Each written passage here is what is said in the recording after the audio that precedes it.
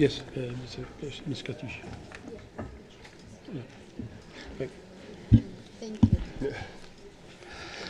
Penso che possiamo cominciare. Shall we start? Now, if you don't speak Italian, I'll give you a minute to put your headsets on. And good afternoon. Thank you all for coming. Big thanks to the rapporteurs, the speakers, that is, who did the invitation to this particular meeting. I will make a brief introduction. I'll be moderator, and then I will allow our speakers to give us their interesting presentations. They can talk about what happened in Paris, the content of the agreement reached on the 12th of December, and of course this is post COP21, so we need to know what will happen, or you feel will happen after the agreement. The European Parliament sent a delegation to COP21. 15 were on that delegation, representing a cross-section. I was on the delegation, and it was my first time at a COP, so it was new experience for me, very interesting one. Tell you something that happened that might, if you like, describe the significance of the whole thing, because I was at the week of discussions and negotiations. It was full immersion. I mean, so much was going on, you couldn't get away from the negotiations in a sense. And at the end, on the Saturday, when the final agreement emerged, because we had been constantly following, and with the blog was constantly updated, we'd been following what was going on in Paris. On the last day, we decided to write a post or an article, a sort of definitive one, on or about the agreement. Now, the post which our communication people proposed was rather negative, quite critical, talked about a major deceit. And the post was obviously was discussed because, you know, when you're part of something, when you're in an environment like that, where big issues about the future of the planet are being discussed, your perception of things is different, because you can see 195 countries trying their best. You can see people working hard, sweating. So you're really in it, you're living it, and you're carried away by it. So it's sort of positive. So I thought at the time that it was a wonderful agreement. But with time, as the initial enthusiasm ebbed away, we saw the agreement, we were able to study it, and you know, just as always happens, when you look at the detail, you find certainly positive elements, but you also find a lot that is negative, or that you would have liked to see different. I would have liked a greater commitment. I would have liked fewer general speeches and more detailed ones. But the Paris Agreement also is a compromise. It necessarily couldn't have been anything else, because seated around the table you had so many diverse countries. In any case, one of the positive outcomes of the COP was the fact that some agreement was reached, because no one was too sure that it would be reached. And of course now we have a document which involves the whole of the world. Yes, varied and numerous countries, I know. Perhaps it doesn't cover every country on the globe, but the consequences of the agreement will be global. And I suppose the question we have to ask now is, what will the implications be at the level of policy and practice and technologies? One point is that the whole question of negative emissions was in the agreement. Now, this is a rather interesting way of seeing things, I think, and I hope that Professor Anderson will talk about this. I recently read your post, which focused on the point that we no longer have decarbonisation but zero emission. So sort of balancing between positive and negative emissions. And that's an important point. We weren't sure that we would find this sort of arrangement or solution. Now, the other important thing I'd like to say about the meeting, and it's very relevant to what is going on in Italy, is about information. How you tell people how the agreement was reached and what the agreement contains. I recently gave a talk in Rimini. There were 200 people at it, and I will be giving a further talk soon. One of the goals that MEPs, certainly in the Cinque Stelle movement, have is publicising things, giving information, telling people about decisions in big bodies. In this case, obviously, it was Paris. Disseminating information about what has been decided and the consequences for their lives and indeed for the planet. So we're looking forward to hearing different viewpoints today. Some of them will be quite detailed, technical. As I know some of you work very specifically in COP21 areas, in areas that are in the agreement. So you come, I know, from the various institutions. You're all welcome. If you people from the United Nations, and then we have 2 rapporteurs from the European Commission, and we have someone who is a scientist, also a consultant to the UK government regarding climate change. So that's all I had to say. I will allow you 15 to 20 minutes to speak. Apart from Professor Anderson, we've asked you to speak for about half an hour. And then there will be a debate, so everyone can ask questions, seek views from the speakers. And at the end of each presentation, we can have 1 or maximum 2 questions, brief ones, because obviously other questions can come at the end. But if there are sort of pressing questions on what was said after each presentation, I will take 1 or 2 questions, but we will keep the general debate to the end. So I hope you find this meeting useful. I'm sure we're all going to learn a lot of important information. We can then reflect on that information. We can bring it back to the people we represent, or our friends and neighbours. In this way, I think all of us will have a clearer idea of the agreement. So the first speaker for today is Katyusha Farah. You work, I know, for the World Food Programme, United Nations. I'm not going to give the title of your speech. You can do that. So I want to thank you in advance, and let us now make a start. So first of all, I'd like to thank you for inviting me to be part of this panel and represent the World Food Programme. My name is Katyusha Farah. I'm the Climate Services Advisor, working in the Climate and Disaster Risk Reduction Programs Unit of WFP. I want to start today by giving a little bit of an overview of the linkages between climate change and food security, and looking at what we're doing to address some of the impacts of climate change, looking at some of the issues that have emerged during COP21 and the Paris Agreement that are of relevance to us.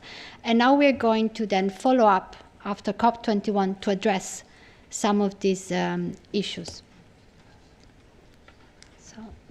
So first of all, just a few facts. The World Food Programme is a UN agency. It's an agency in the United Nations, and our mission is to end global hunger. We are 100% funded voluntarily by governments, by individuals, by private sector, and we work together with a wide range of stakeholders and partners. On average, each year, we reach more than 80 million people in 75 countries. Our vision is that we can eliminate hunger within our lifetimes. It is possible.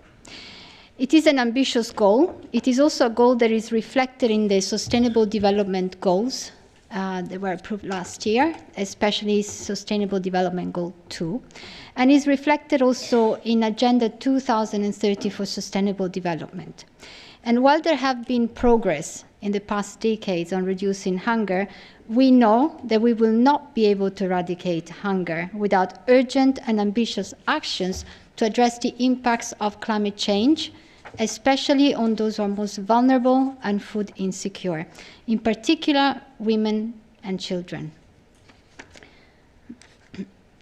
What we know is that climate change is a key driver of hunger. Climate shocks or risks affect in a manner that is disproportionately negative food insecure people, and we talk about 795 million of hungry people. 80% of them live in fragile environments in countries that are prone to natural disasters with high level of environmental degradation. And for them, even a small weather event, small shocks, is enough, can quickly escalate and push them into a food and nutrition crisis. Now, climate change, what climate change is doing is increase the frequency and the number of climate hazards, such as storms, floods, droughts. And when a flood or drought impacts on poor people, they are most likely to lose their assets, their crops, their livestock. And as we have seen that the number is increasing of both extreme events, but also small events, we have in the same season droughts and floods, people are left with less resources to cope with and recover from the impact of each climate events. If we look at our own operation, we've seen that over the past 10 years, almost 50% of our operation in emergency recovery responded and helped people that were impacted by climate-related disasters. And this amounts to a total combined budget of $23 billion of US dollars.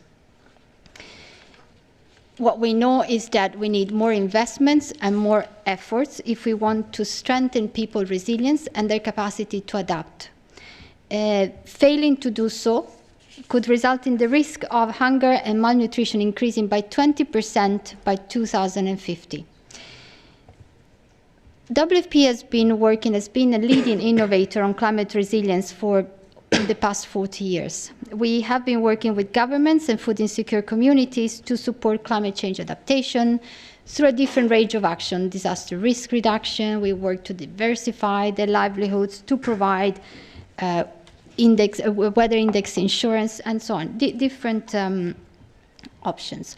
Now, when we look at COP21 and the Paris Agreement, what we were very pleased to see is that ending hunger and ensuring food security, so ensuring that people were food secure, were included in the Paris Agreement in stronger terms than ever before.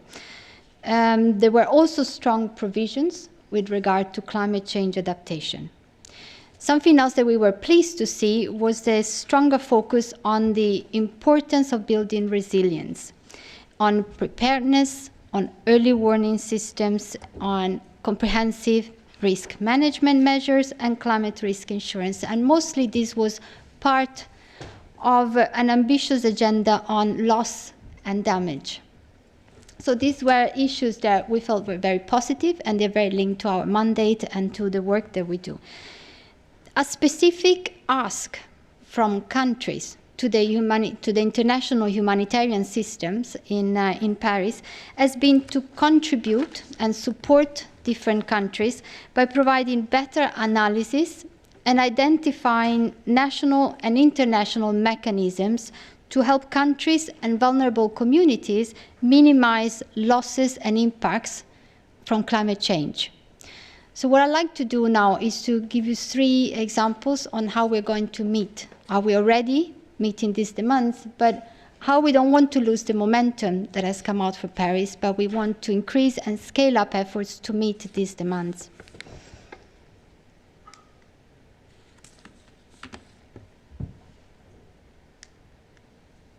So the first one which is a direct response to the calls from countries to develop new institutional mechanisms to address loss and damage, is given by the Food Security Climate Resilience Facility, or Food Secure. It was launched, it's been developed by the World Food Programme, and it was launched in Paris during COP21.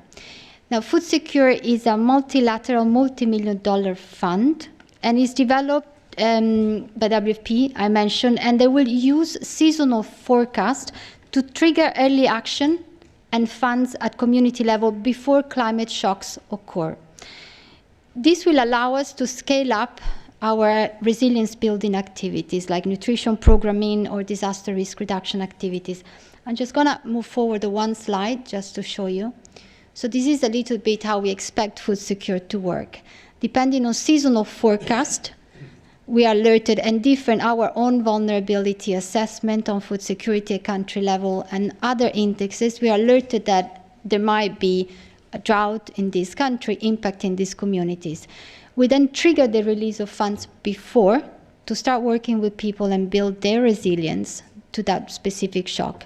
The funds will continue to be dispersed during the event, but also for several years afterwards, because we want to make sure that we will continue building the resilience after the disaster as well.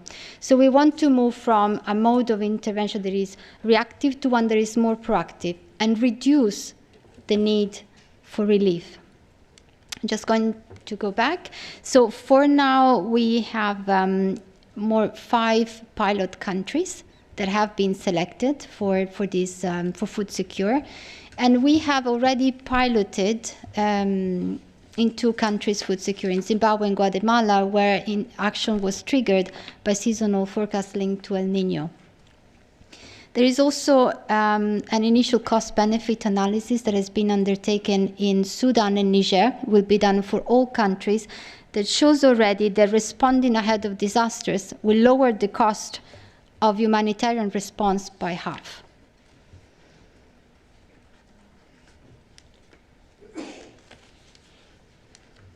The second way in which we want to answer some of the needs, it was with regard to analysis, the need for analysis. We are working at country level to develop specific analysis that look at the impacts of climate change on food security and nutrition. And this helps us, helps our own programming, but also working, governments, other partners. It feeds into national processes such as the NAP, the National Adaptation Plans as well. At the same time, at the global level, we have been working with the UK Met Office for several years, and we launched again in Paris during COP21, we launched the Food Security and Climate Change Vulnerability Index. And this is a tool. It's a series of analyses of which we will be providing more information later on, but it is exemplified in a map, in an interactive map, that shows what could happen to food insecurity depending on different climate scenarios. And scenarios are many. They go from high levels of reduction of emissions and high level of adaptation to no reduction in the emissions, no adaptation. And they're about I will only show the two scenarios. So if we look at this is our present day situation. Not all countries were considered in the studies. For some of them, we didn't have enough data. Some others, like Pacific Islands, are too small. We were looking at global climate models. So if we look at the present day, I just want to... This is what food security, you still have the present day. If you look at the bottom on your right, this is what the changes would be in a situation with high levels of adaptation and a reduction in your emissions in 2050. Situation will be slightly worse, simply because climate change, the impacts will continue for decades. So it's still there. But if we look at 2080, oh, sorry, I think I got this wrong because I cannot read properly from here. Let's see. Yes. Okay, yes. So this is the first scenarios that I'm showing you. is in a situation with no reduction in emissions and low adaptation in 2050, and then this is the situation 2080, with a worsening of food insecurity on a global level. The other scenarios instead shows what would happen if we reduce our emissions and if we increase our investment in climate change adaptation. In 2050, slightly worse than it is today, more vulnerable, but by 2080, the situation is improved considerably. And these show that we can reduce hunger, but what is needed is ambitious investments and action to, one, reduce emissions, and two, investments in climate change adaptation, in strengthening resilience of people who are food insecure and vulnerable.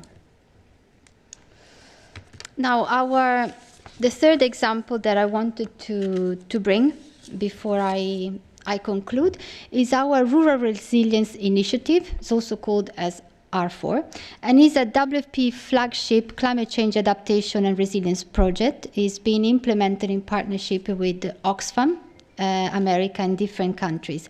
And the R4 stands for 4 risk management strategies, which are integrated in the project to strengthen farmers' food and income security.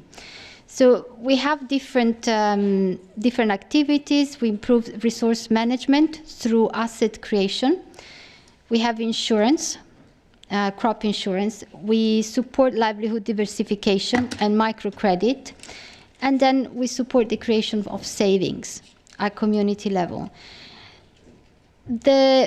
When we start, we enable the poorest farmers to pay for the crop insurance with their own labor. And as they do that, and as they have insurance, they're then able to invest in new seeds and fertilizers to guarantee a better crops for the families. When they are protected by insurance, families also, which face other different climate shocks, droughts or others, they don't have to resort to desperate measures, such as taking their children out of school or selling their animals, because they have that protection. We have done an impact evaluation of R4 in Ethiopia, and we have seen that insured farmers save 123% more than farmers that are not insured. They buy 25% more oxen, and they invest in seeds, in fertilizers, and in other assets. And in particular, women achieve the largest gain in productivity through investments in labor and improved crops. We also want to scale up these initiatives together with Oxfam and reach up to 500,000 farmers by 2020. So I think I'd like to stop here. These are the 3 examples that are the very concrete examples on how we're planning to support some of the issues that have come out of the Paris Agreement. And we feel that it's important to build on the momentum that Paris has created, to work together with governments, with partners, in order to scale up action in different countries. A key point is that harnessing more partnership is critical to maintaining momentum, to both for the climate agenda, but also in how we work together to address both the causes and the consequences of hunger. Thank you.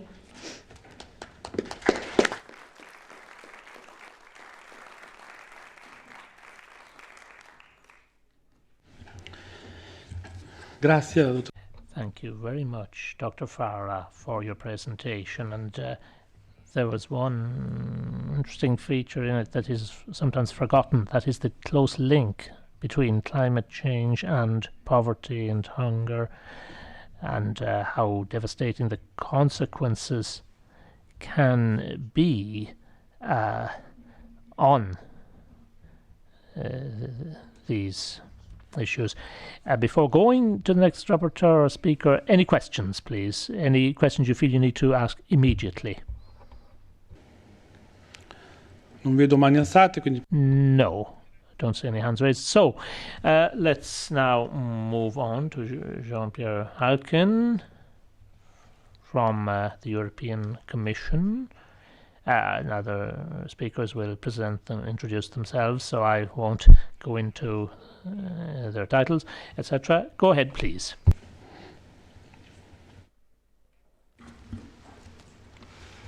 Merci beaucoup. Tout d'abord, je voudrais remercier. Thank you very much. I'd like to thank you, Mr. Affronte, the Parliament and the organisers for having invited us to this session. The timing of this meeting is particularly appropriate. I think the machine should work, yes? So I'll be speaking for 20 minutes or so.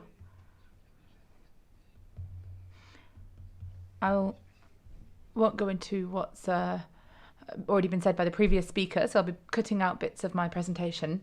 I'll be going into 4 parts. First of all, recalling what was decided at Paris, then very much summarise what the European Union's already doing to help developing countries fight climate change and its impact, then the specific actions by the Commission, and finally conclusions and some areas which Parliament may wish to discuss.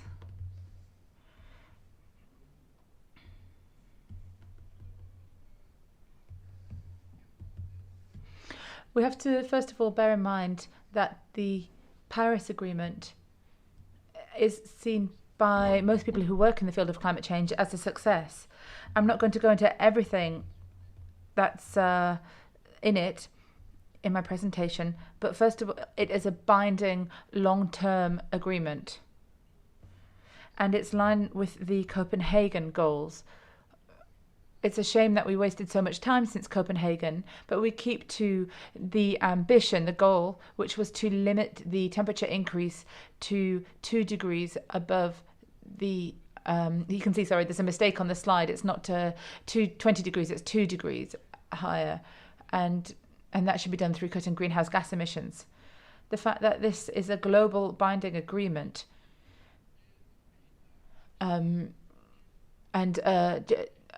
adapted to countries' domestic situations is a very good agreement. We have to show credit to France, who worked in diplomacy here, but also the European Union, who employed a great deal of means to help the French presidency reach this agreement.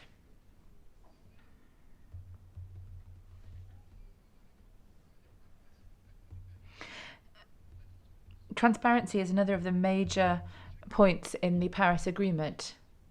All countries, whether industrial countries or developing countries, have to inform all the other countries on the planet about the measures that they're taking to meet their own objectives. And this has to be done according to an agreed methodology. We can't just let everyone carry out this report however they want to emphasize their own strengths and sweep their weaknesses under the carpet. So that's a fundamental point if we want to have an effective agreement in fighting climate change and overcome some of the weaknesses that we saw in the system before. There's also the notion of fairness that's very important in climate change. Developing countries say, well, we didn't really contribute to greenhouse gas emissions, so we haven't done so much so far. We are its main victims. So the climate fund will be improved, and the idea is to mobilize $100 billion per year. Obviously, that's a significant sum.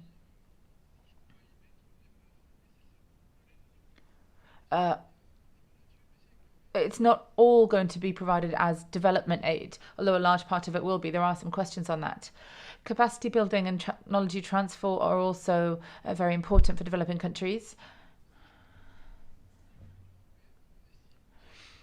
So we think that if properly implemented, this agreement is a major step forward. Moving on to the second part of my speech, the European Union is already very much involved in solidarity with developing countries in helping them fight climate change. Just a few figures for you. The European Union and its members is one of the biggest contributors to climate finance to developing countries. 14.5 billion in 2014.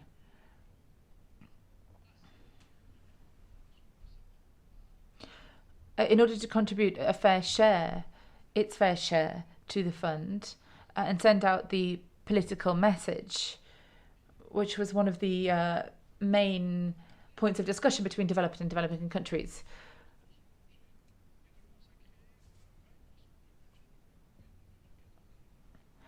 Between 2014 and 2020, the European Union will be dedicating 20% of its budget to climate actions, development aid, or its internal budget. And then climate financing has become one of the top priorities for the European Investment Bank. We know how much they're doing to stimulate this type of development within the European Union. Now on what the Commission's doing and has been doing for recent years, I can just give you a few examples that I'll go into a bit of detail on. You know that we have a private investment which will allow blending. So we have a public-private mix. In each investment facility, we've opened up climate windows, which will go up to, which will allow a certain amount of subsidies. We also have the GCCA, the Global Climate Change Alliance. We've injected 360 million into that, and the goal is to have 200 million between 2014 and 2020. That's a very important program for developing countries to help them to strengthen their own capacities. We also have very high ambitions on low carbon energy.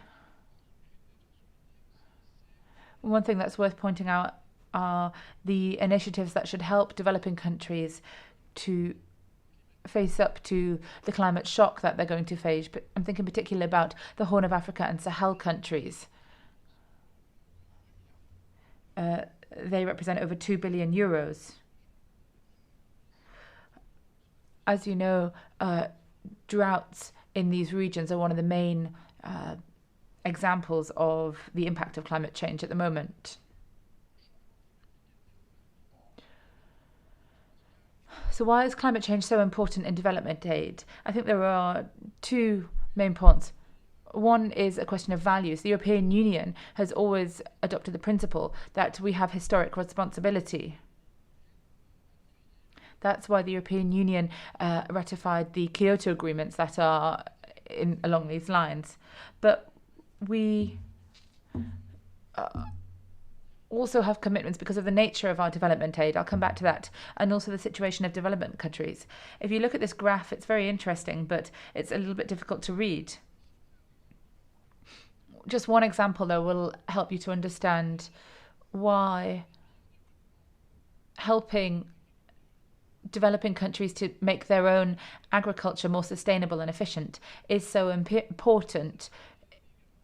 It will allow them to both adapt to climate change and reduce their greenhouse gas emissions. If we look at the EU figures, the EU and its 28 member states produce 10% of greenhouse gas emissions at global level. If you include deforestation, we know that the main drivers between deforestation are industry, partially, but also agriculture. Our percentage share drops if you take account of deforestation because we're currently reforesting in Europe. If you look at sub-Saharan Africa, it produces 10 billion tons per year if you exclude deforestation, but 3 billion if you include deforestation. Deforestation makes up half of sub-Saharan Africa's greenhouse gas emissions. Now, urbanization is partially responsible for that, but most of the responsibility is due to agriculture. So that's having double the impact, increase in greenhouse gas emissions. But we also know that the more deforestation occurs, the more the ecosystem is going to be exposed to the effects of climate change. Agriculture is partially guilty, but also a victim, as I said. Each climate shock has a significant impact on the cost of foodstuffs. And you have to look at this from the perspective of a developing country. Here, if the price of food goes up 2 or 3%, then yes, it's difficult for households, but it's going to increase the cost of living by only a small amount, because expenditure on foodstuff expenditure is only 10-15% of the household expenditure. But in developing countries, the average household monthly expenditure on foodstuff is 60%. And it's about 80% for poorer households. So a small increase in the cost of basic foodstuffs is a much higher percentage increase for households. So that's a political problem as well. You have to remember that what led to the Arab Spring was the increasing cost of food in Tunisia. That's what really started the whole thing off. That was the first point. The second point that is particularly relevant to the European Union is the link between vulnerable regions or how vulnerable countries are to climate change. The time horizon is different, but if you look, it's always the same countries which are the most vulnerable.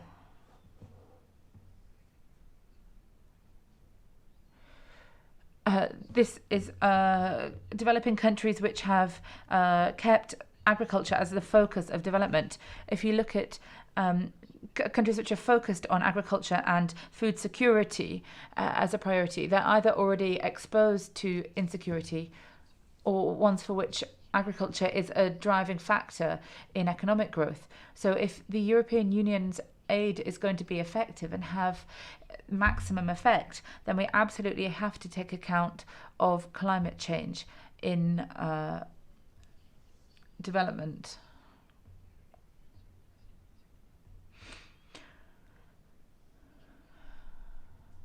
Agriculture makes up about 20% of European Union's development aid. It's the main field for development aid. And it might be even more for the Horn of Africa and the Sahel. So it really has to be at the heart of all of our actions. So what are our priorities, and why are each of these priorities relevant in fighting climate change? We have 4 strategic priorities. NSSA is food and nutrition security and sustainable agriculture. So the first priority is to ensure that agriculture should become a driver for economic growth in developing countries. In developing countries, agriculture might represent 70% of jobs, but generate an income which does not reflect its potential. If you want to see economic growth, then we have to increase the revenues of the poorest members of these countries. At the moment, industrialization and the service industry can't be a driver for that growth. Now we all hope that that will be in the future. But at the moment, to lift people out of poverty, you have to work on agriculture as a driver for growth, as we've seen in the European Union, in Latin America, and in North America. The second point that's very important, but is quite different from what happens here, is that we're going to work directly on sustainable agriculture.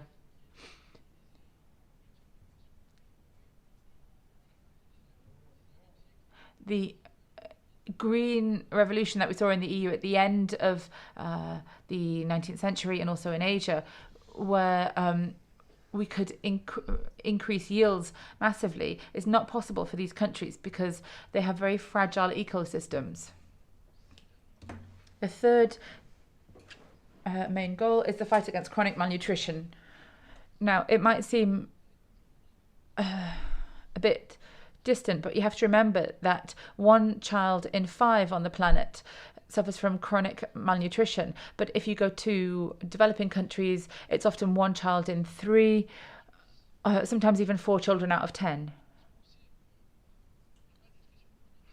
And this is important because we know that chronic malnutrition has irreversible effects. So we're denying future generations of their physical and intellectual potential. We know that for countries to improve, yes, you need technical innovation, but also you need to invest in people's potential. If we're investing in nutrition, we're investing in the potential of future generations. They're going to be in the active economy 15 years from now. Then the fourth priority where we're going to continue to work is building resilience to food crises.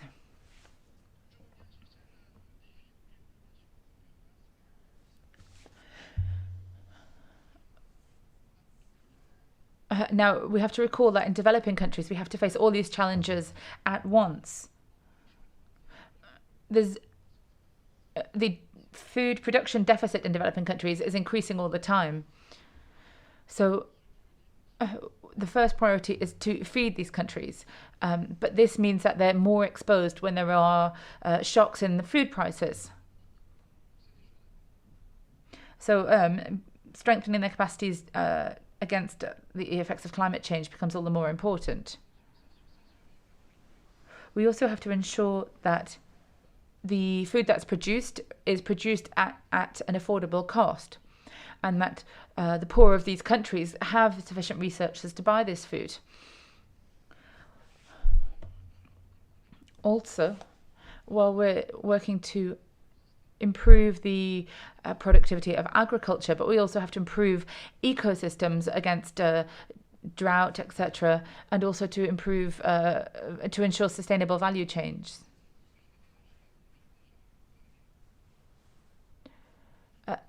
Just a few points now on a point I mentioned before. We have initiatives throughout West Africa and the Horn of Africa, and we work in activities focused on food crises, but we have a multi-sectoral approach to try to allow these countries to move towards the 4 objectives that I set out before.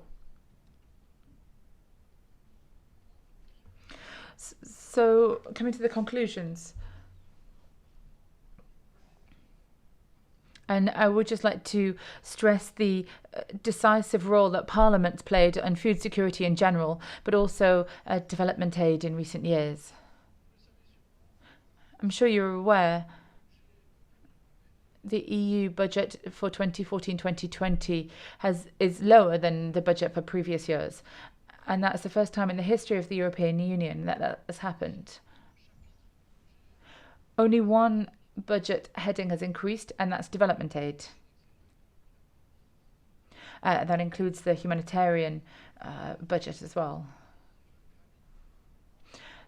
The Parliament and those who work with Parliament made a huge contribution to this decision, which took a lot of political courage, because it was a time when the European Union was in an economic crisis, and it was taken a decision to cut expenditure which would directly benefit European citizens at a time that you were increasing the budget for third country aid. So it was a politically brave decision. And it means that for us, debates in Parliament are even more important than before. It also means that the European Parliament malnutrition, which was affecting the poorest people on the planet, and that these people are now seeing considerable advantages. Now, the 2015 summit, the summit was a success. We had the fund. We identified new global objectives, and there's the number one objective, which is the overarching objective, and the second was to recognize the importance of agriculture, food security, and malnutrition. We've had the COP in Paris, and now it's time for implementation. And in implementing it, we're already seeing difficulties. Some countries are going to cut their development aid, and we also have El Nino, which is going to increase the pressure when it comes to fighting food insecurity. Here, we're really seeing climate change in action. So what's important is that Parliament and those who work with Parliament will take part in the events that are going to take place this year. There are lots of those, the Istanbul Humanitarian Summit, there's the Nutrition for Growth, a summit with heads of state. There's the COP22 as well. And in these events, we have to demonstrate that the commitments taken in 2015 are meaningful to developed countries, and in particular for European Union member states. Thank you very much.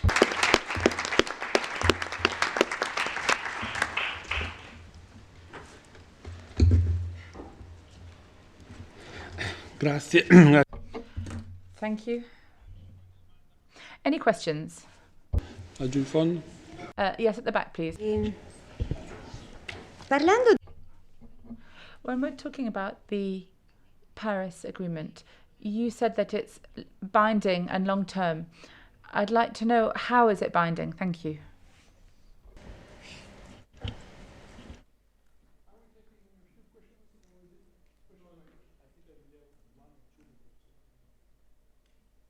Okay. First of all, I have to concede that I'm not an expert of the Paris Agreement. But my understanding is that what is binding is a process which has been agreed by all parties to reach all the states which have been announced.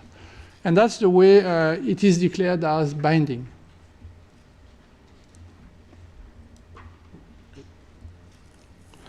Posso integrare se vuoi.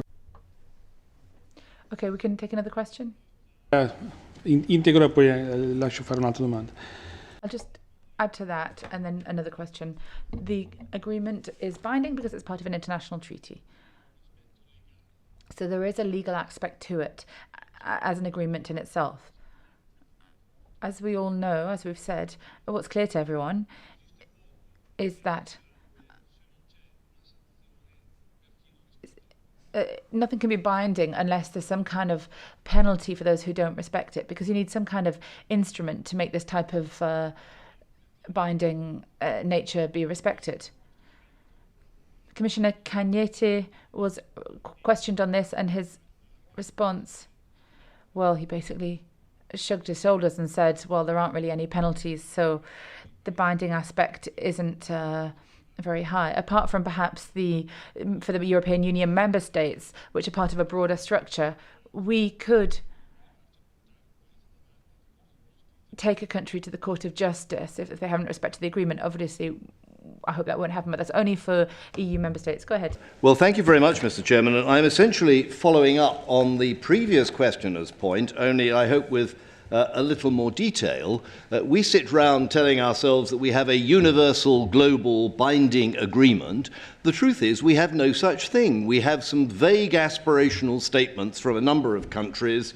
Even those are conditional. If you take the Indian bid, which many people thought was quite optimistic, India has said it will need $2.5 trillion over the next couple of decades to succeed in implementing that. And I point out that there is discussion of $100 billion a year climate fund.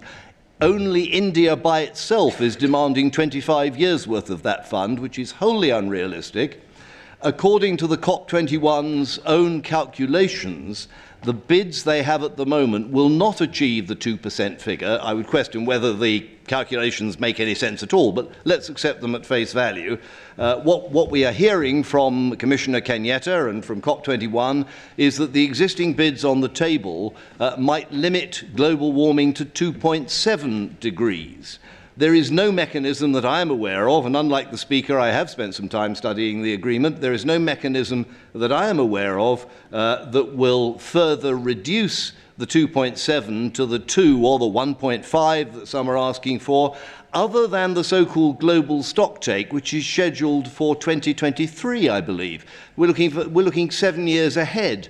Now, that is kicking it into the long grass. In other words, we have no firm commitments, we have no enforcement mechanisms, we have no sanctions to apply, and what we will get is what we always get with these sorts of policies. The European Union will do its best to keep its commitments, and our competitive position against other economic areas in the world will continue to worsen, and meantime emissions will continue to rise. That is what is going to happen, and I just wish we wouldn't sit round telling ourselves what a fantastic job we did in Paris, because we didn't. We've achieved virtually nothing.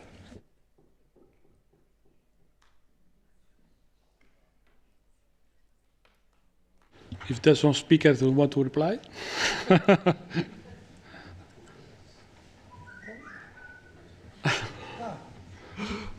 First of all, I would have wished that the person would have introduced himself, because I believe you are quite an important person. And yes, sure.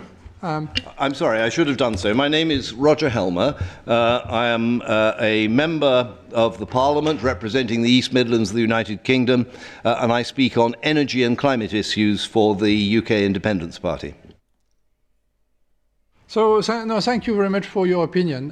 But as I said, we certainly cannot say that the Paris Agreement is a success if it is not implemented. So it is the years to come which are going to tell us if the agreement was a success or not. The rest is a question of appraisal. Most of the persons from developing countries, developed countries, are perceiving the Paris Agreement, which was quite a tough negotiation, as a major step forward in the right direction, compared certainly with the process that we've seen after Copenhagen, where basically we were sometimes even going backward in the discussions. And this is why I'm also calling to the fact that, yes, the work has to be done, has to be completed. We need at some stage to a penalty that applies to countries which are not respecting the agreed commitment. We need also to have a negotiation that goes on, and we know that some developing countries who are now emerging countries but hiding behind the status of developing countries are going to play the ball very hard. They are going to play the historical responsibility of industrialized country, and some are going to call for incredible amount of assistance that they will not get. So the negotiation is far from being over. I mean, it is a process. I was for a few years in the negotiation process. I have seen how tricky it was. You would not believe it. But my feeling is that we are in a process. We are now heading in a direction which is fairly positive. There I maybe don't share exactly your views, but I certainly share the fact that yes, EU citizens are ready to pave the way forward and maybe to pay more than others.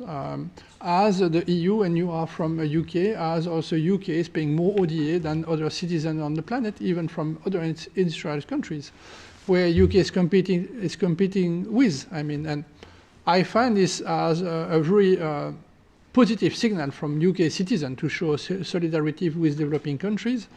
But we know that other countries not far away, which are richer, are not at all sharing the same views, and they have a very small share of ODA compared to what they could do. But that's really a question of maybe values and political appraisal.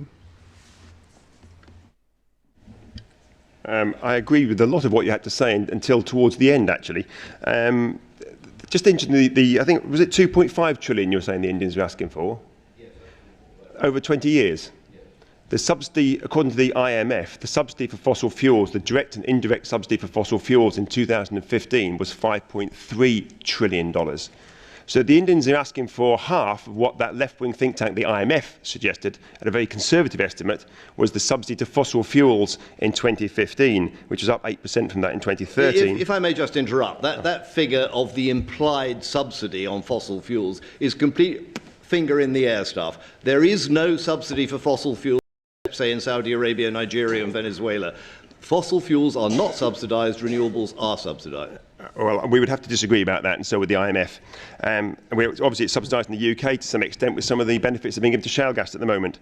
The other one is that I wouldn't necessarily concur with your final comment that it affects the economic benefits within the EU if we do something about our emissions. I would have thought there was some argument that could be made that reducing our energy demand, making us more efficient in what we do, at the same time as moving away from fossil fuels, may make us more resilient to volatile fuel prices, which may, of course, be good for our economy. So I don't think on either of your points that I would necessarily say that they're clear-cut. Let's respond briefly. I may quote Antonio Tajani, former Industry Commissioner and Vice President of the Commission, quote, "We are creating an industrial massacre in Europe."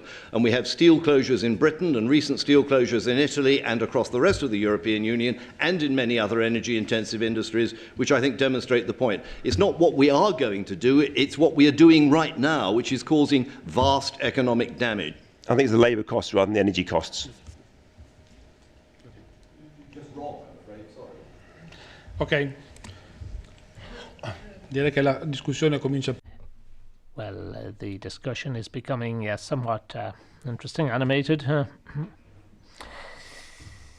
I have a number of questions, and in part I wanted to add something, but some speakers have already dealt with some of my questions. So I think it's better if we just continue now with speakers.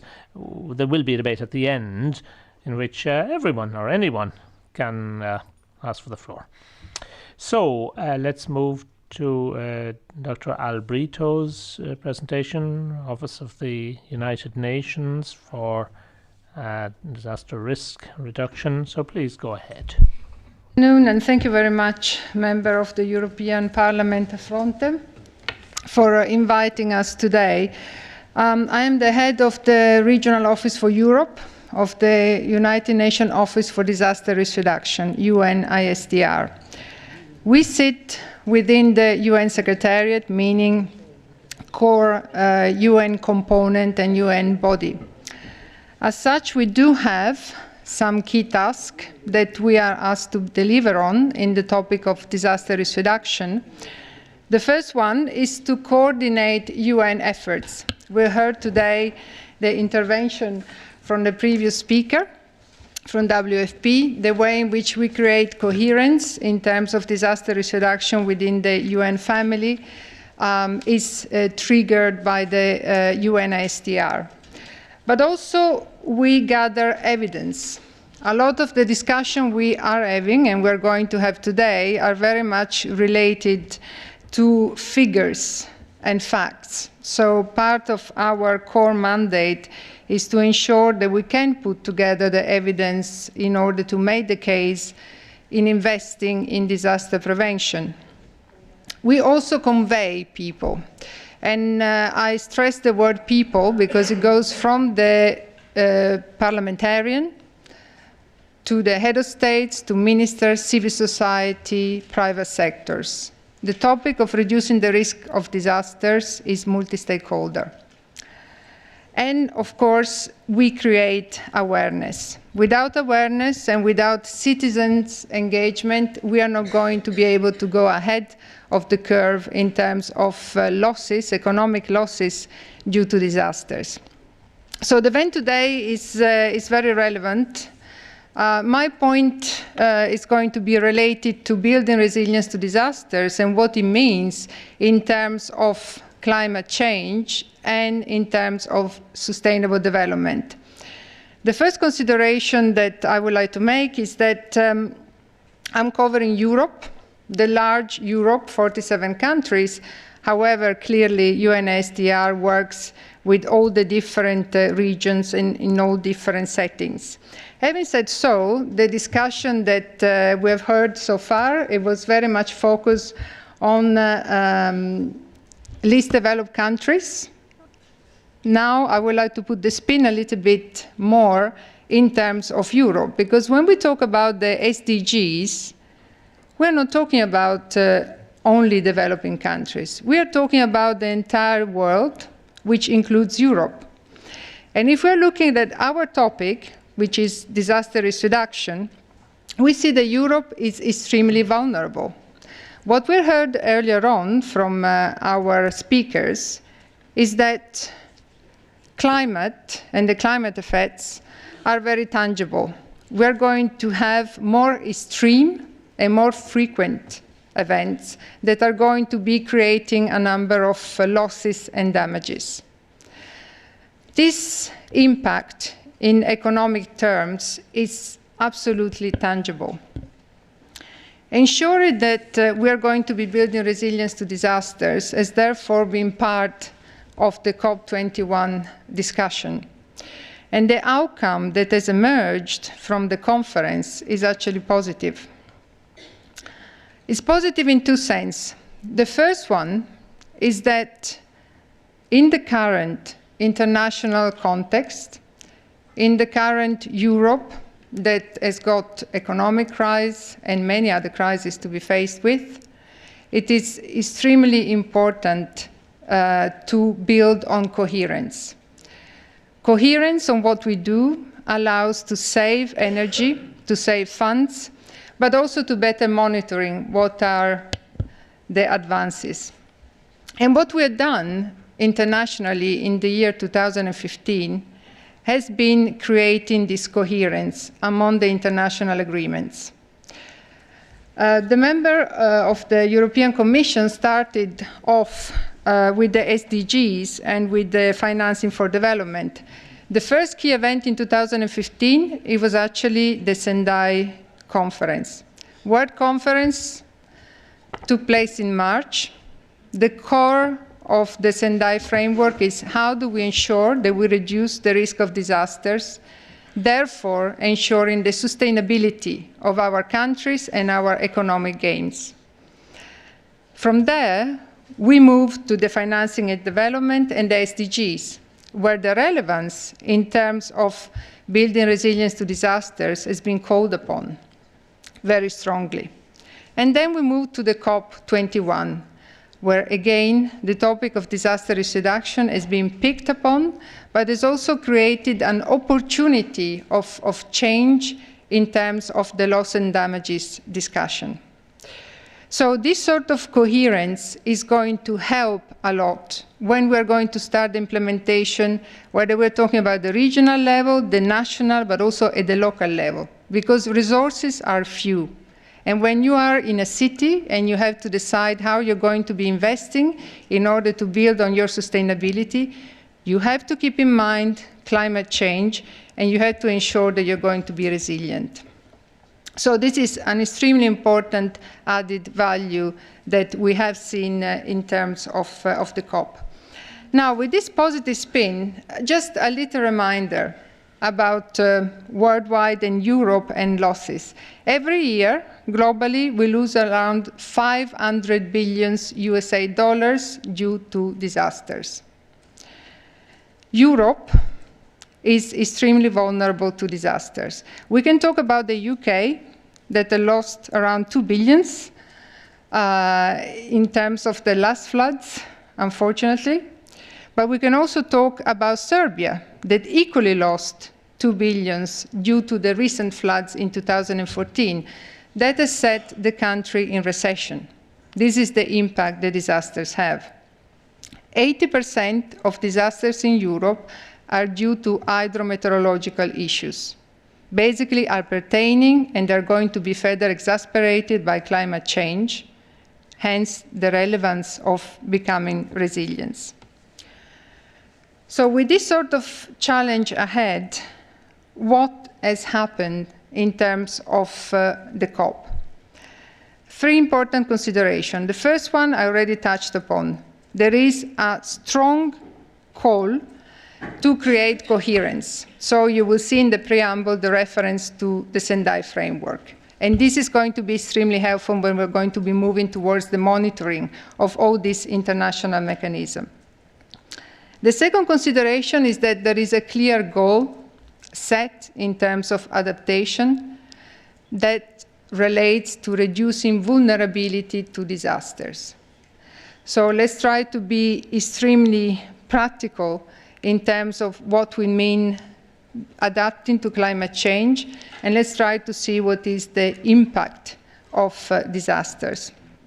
And the third one is through the loss and damages portion of the agreement.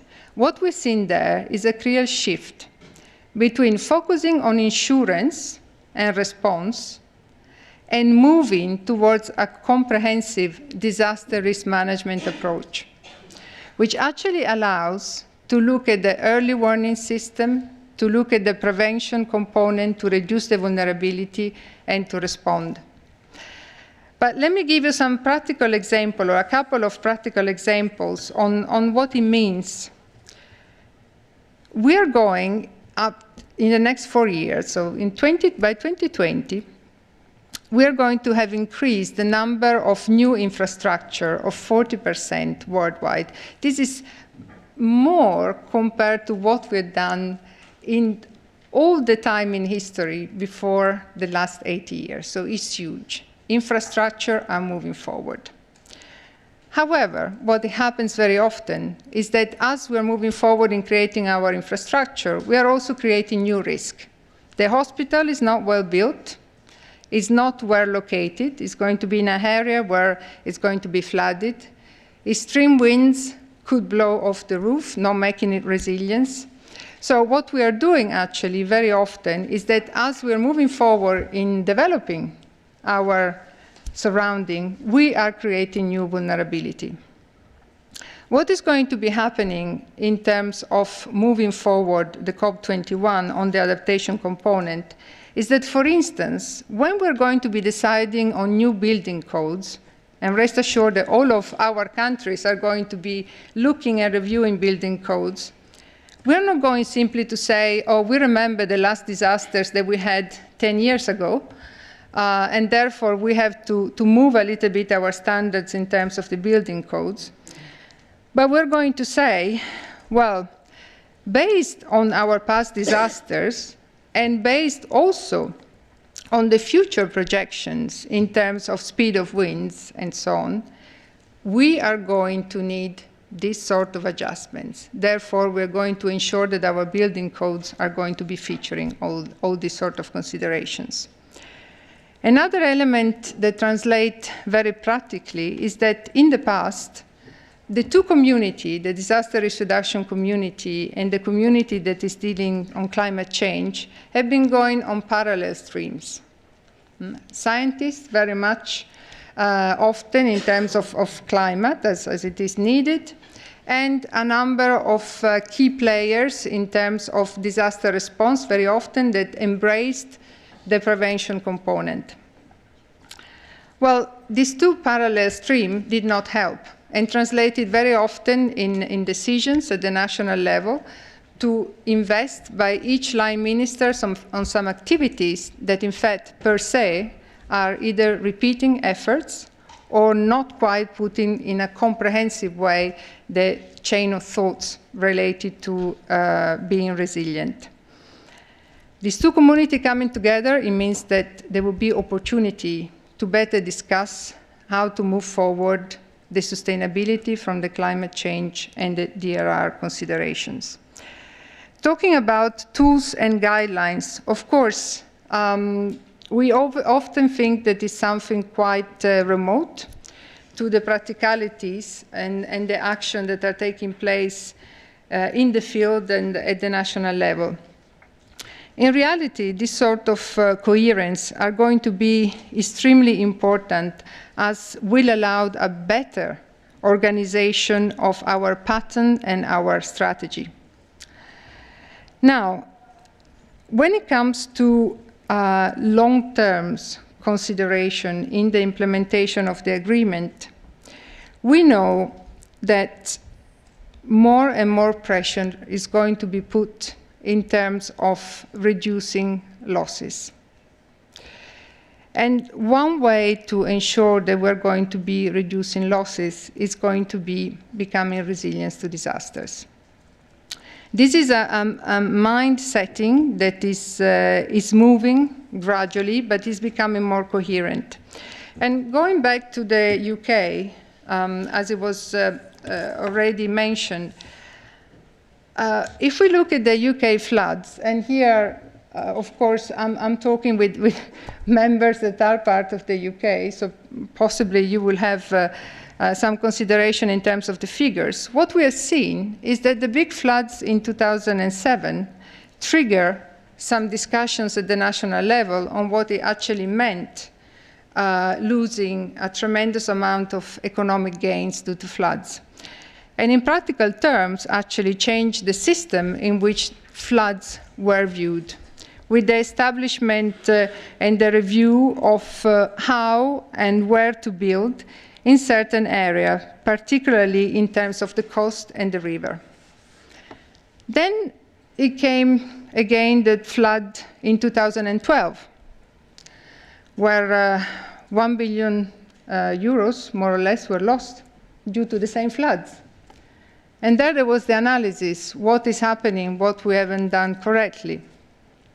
And what has emerged from the discussion is that much of the water and much of the flooding doesn't only come from the coast and the river, but is actually the amount of water, so-called bomb of water, that are coming down from the sky due to extreme weather event.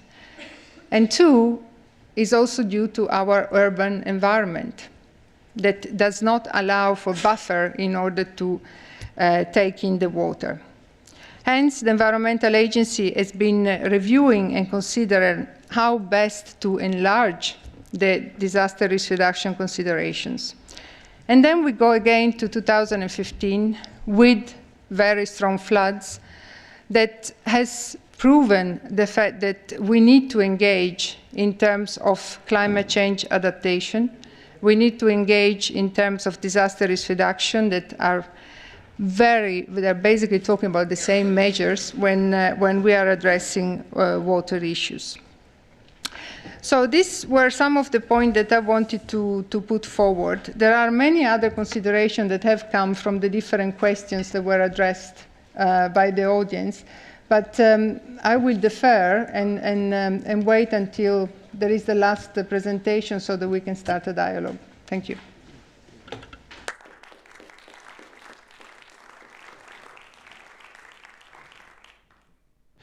Grazie, dottoressa. Thank you very much, Dr. Alberto. Of course, we met before at Paris. We were on a TV show together. And anyway, any questions at the stage, please? Se non ci sono domande, None? Well, I have one of my own. Could you give us a further explanation of loss and damage? Apparently it was difficult to get an article on loss and damage in. Is it satisfactory? Because, I mean, there is actually no mechanism that makes real provision for economic compensation for those who suffer from climate damage, and there's nothing really on who pays for the damage. True that there is no formal mechanism in terms of compensation. And this is something that has not happened in the discussions, and maybe in the future is going to be further discussed.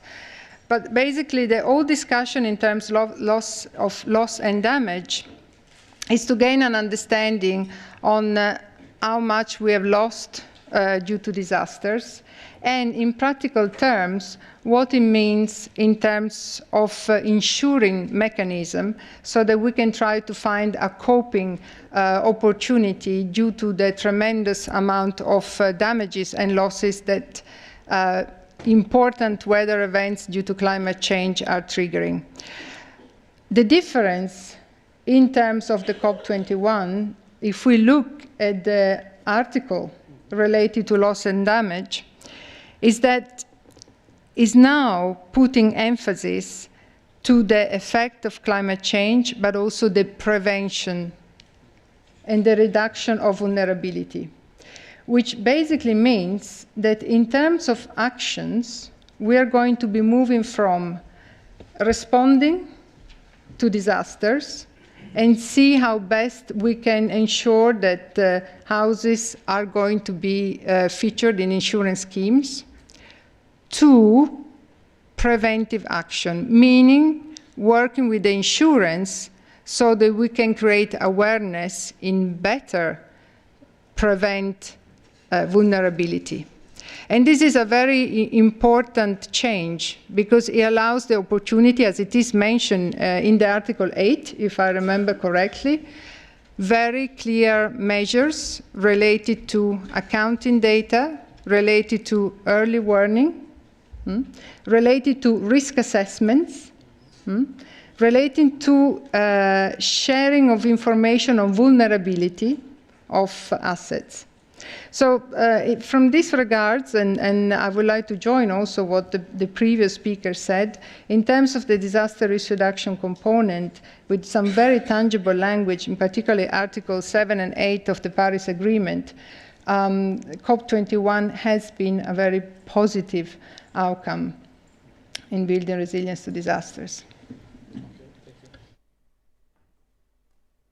Okay, pass.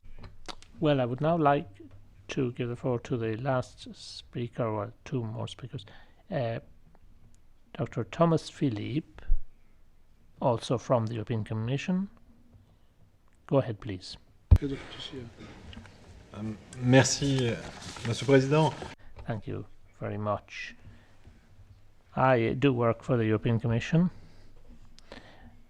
Perhaps, well, less directly on climate change, more on the visible consequences of climate change in terms of crisis, in particular food crisis. So that is the angle I will approach this from, and you're probably going to hear certain things that the WFP has already said. I mean, we work from the same angle. In fact, even some of the charts I also used. Anyway, this will make my address perhaps a little shorter. So, resilience has come up a number of times already today, and climate change. Where do we stand now? Perhaps I could illustrate some concrete actions. There are many lofty debates about funding, and then of course adaptation, mitigation. Often there's a sort of false debate, unnecessary debate between the two concepts. We need to tackle these things from a practical angle, and I'm going to look now at West Africa. But the first point I would like to make is that this particular diagram may appear complicated, but the point it's trying to make is, well, we see various realities, we see crises, and these crises always result in or lead to food crisis for an obvious reason. The populations that are most vulnerable to shocks, I mean, populations, these people are no longer able to feed themselves, so there's an economic shock, political shock, natural shock, and the end result for poor people is the food crisis. I think it's important to understand the causes if the crises are to be prevented, but there isn't just one single cause. And okay, it's fine to say that climate change is a fact of life. No one can deny, of course, the impact on food security, etc. But you know, the demographic situation is also an important or a major cause. Now, I know it's the usual chicken and egg. We're not going to get into that, but if you look at the Sahel region, doubling of the population every 25 years, doubling of cultivated areas. So there's clearly an increase in vulnerability. This is one factor in the crisis. Now, I'm not going to go into each and every factor, but I just thought it would be helpful if I put the things linked to environmental questions and climate change in red. But we're talking, of course, about multifactorial problems. Increase in vulnerability. There is a greater awareness, or rather, awareness of the consequences of these shocks. And clearly, we find ourselves in a migration crisis at the moment. There is Syria, but there's also the economic crisis, which goes some way to explaining this migration. Resilience, as I've said, has been referred to several times, so I won't say much about this. Just to talk about the drought in 2011-2012, I dare say you recall the drought in Sahel, Horn of Africa. It was widely reported. But I think people have forgotten that the place where the drought was greatest was in Australia. I think people have forgotten this. Why? Well, because the consequences in Australia for the people, for the population, were relatively mild, and Australia proved able to cope with this. So vulnerability is clearly vital. Vulnerability to climate change. In the most fragile countries, it's in the poorest countries that the impact will be worst, and the consequences, overall consequences, will be most severe. Political instability, migration, etc. Of course, Europe is often hit by these disasters, these shocks, but we have a certain degree of resilience, enabling us more easily to absorb these shocks. Can I just show you once again the same chart that was presented earlier by another speaker on vulnerability again to food crisis. This is vulnerability to food crises. Then there's another chart that Jean-Pierre presented showing vulnerability to climate change. Clearly, if we put the two charts alongside each other, it's not very easy to see, I realize, but nonetheless, you cannot but see that the various spots are the same. Vulnerability, whether you're talking about vulnerability to food insecurity or to climate change. The question then arises, in concrete terms, what to do? What are we going to do about this situation in terms of resilience? Well, attack the causes of vulnerability. We need to be in a position to act not just on short-term problems, but also with a long-term perspective, and we need to be able to strengthen capacity at all levels. We need to be able to involve everyone to work with WFP, IMF, FAO, and ownership too. The beneficiaries need to have ownership. So these are the principles. Earlier I heard talk of politics and the whole question of being able to meet commitments.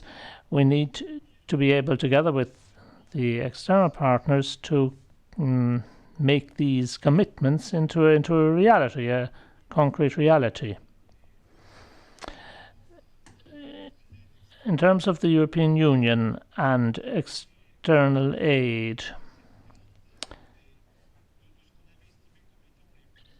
these are the estimated needs in 2007 on dealing with vulnerability to food crisis. And at this point, I want to point out these big areas, sub-Saharan Africa basically, with the exception of Southern Africa, and of course Asia, Southeast Asia, and the STAN region, Afghanistan, Pakistan, in the vulnerable areas. And of course, in terms of agricultural jobs and food security, these are key factors where greater capacity and intervention are needed. But perhaps what is more elucidating is in terms of what needs to change at EU, or what changes have been brought about. We're talking about a period 2007-2014, and we had our multi-annual financial framework, and the amounts for food security were considerable, and these were used for the various crises. So, but we tended to be reactive. We had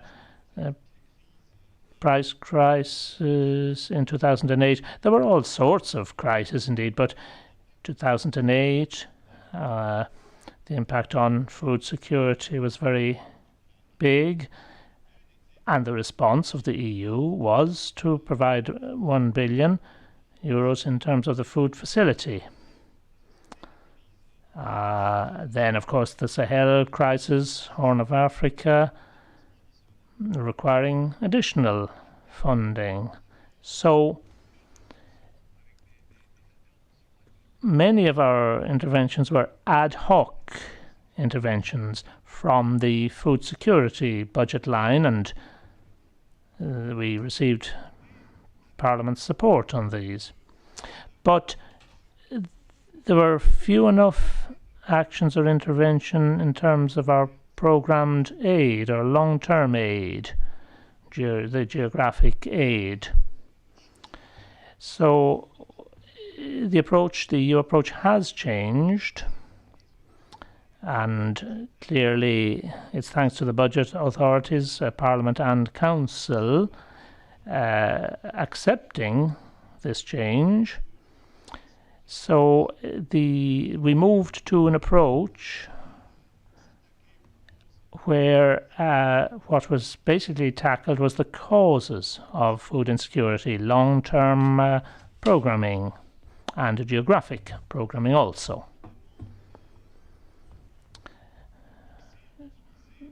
And there's sort of possibility for a mix of the elements, the components.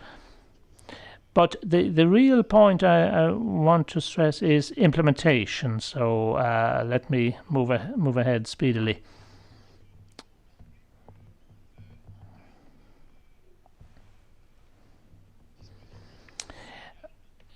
What are the mechanisms at the global level, the world level? Well, we don't have an early warning system at a worldwide level. Some tools are being developed, and the WFP representative a little earlier talked about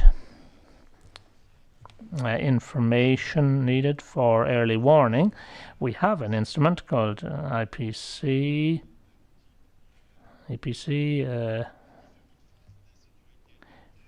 dealing with the various stages or phases of food insecurity, but this system is not online, and very often the information becomes available after the crisis has happened, so impact is pretty limited. And indeed there's a lack sometimes of consultation with the various stakeholders, or between the various stakeholders. Where progress has been made, this is by the European Union, and also other stakeholders have been instrumental, people working in the area of food insecurity. Where we have made progress is that the logic has changed. So tackle the causes, and at the same time deal with chronic crisis. It's important to be able to analyze the nature of crisis. So not just concentrate on early warning and response, but also work on prevention and causes. And in conjunction with the WFP and the FAO and the JRC, Joint Research Centre of the European Union, we can produce maps in real time of the situation. And just if you would care to look at this particular map, what does this show? Well, this illustrates the real situation in food insecurity across the world in January. Now, unfortunately, we don't have time to analyze this, but because we could learn a lot about the nature of the different crises if we did. I'm sorry, once again, it's not perhaps that easy to follow, but you see these small blue dots. This is the impact of El Nino, Central America impacted, and eastern part of Africa, down as far as South Africa, and unprecedented drought in South Africa, with the repercussions for food security, and of course food insecurity not caused by climate problems. You'll see the point here on Syria and Iraq and the stands.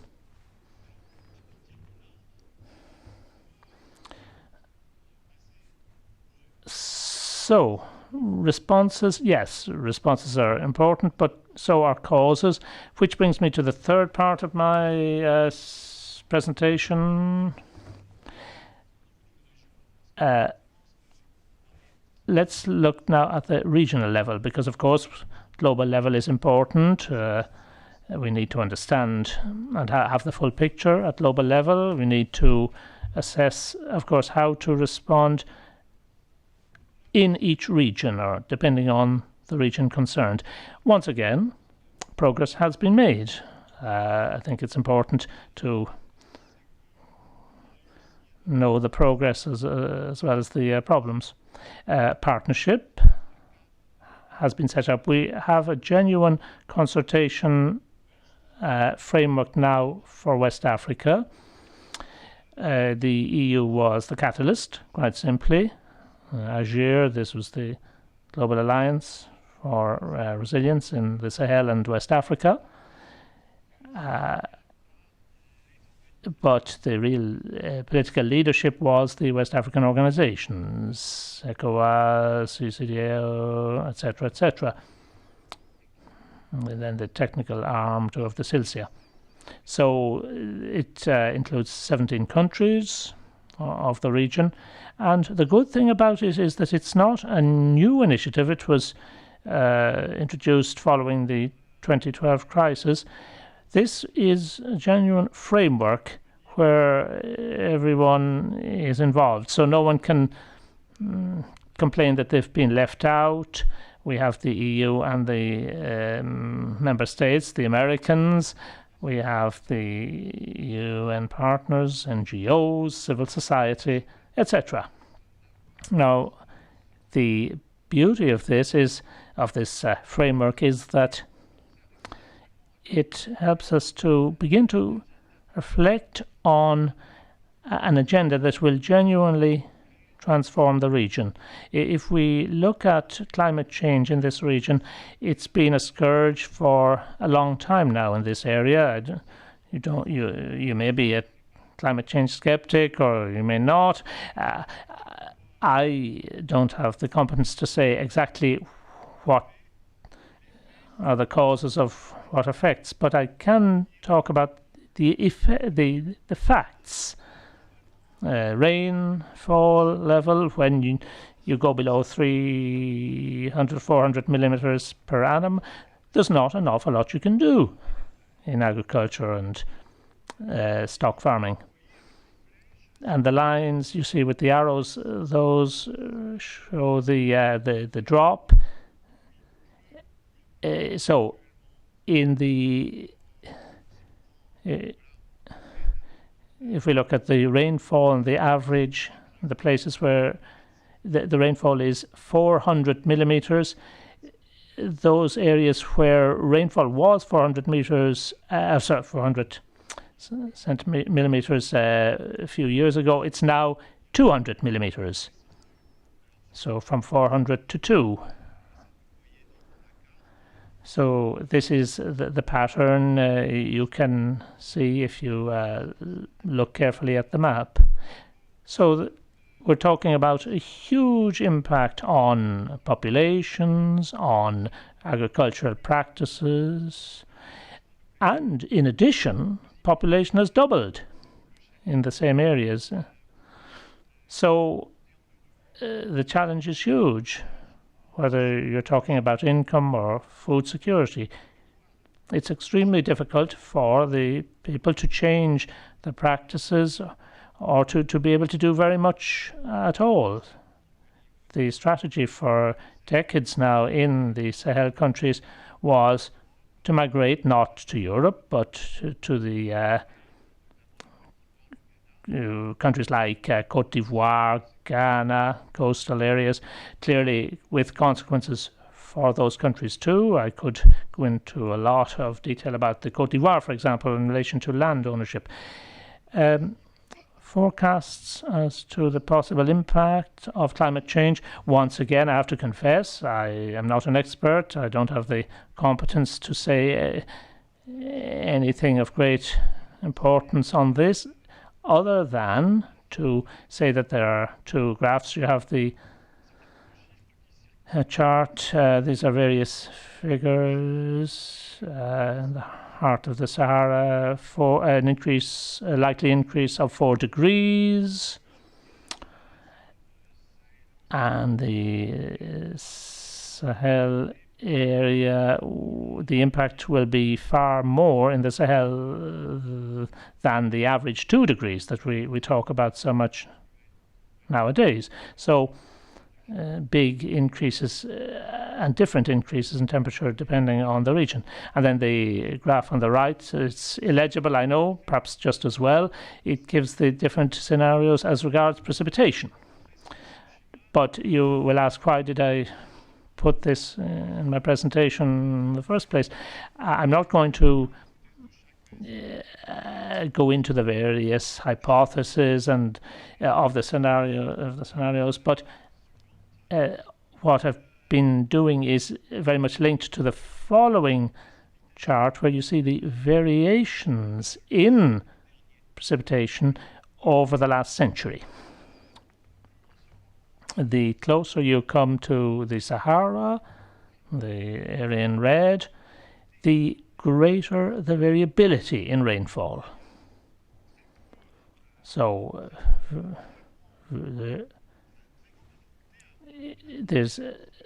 it's very difficult to come up with any probability figures on rainfall. So the populations in the Sahel are often obliged to sow several times. The rainy season seems to be about to start, then it doesn't, etc., etc. So this variability is increasing. I think the thing on which we all agree is that the only certainty is uncertainty, meaning that you can't detect patterns, you can't forecast floods. There are many floods. There are far fewer floods in previous decades, but will there be floods? Will there be drought? So it is extremely uncertain. Another area where I can see big change, and I've been working on this region for over 30 years, is the whole area of how well the national and regional authorities understand climate change and how good they are at integrating it into their policies. For a long time there was a myth in circulation, which was that, well, in Western Africa there should be a common agricultural policy like the EU CAP. Ours was a total success in terms of the objective it set itself. Now, perhaps there were problems downstream, but the objective set back then, increase in food supply, etc., decent income for producers, etc., the original goals were certainly achieved and perhaps overachieved, but clearly no such policy could be funded in West Africa. No such policy would be desirable.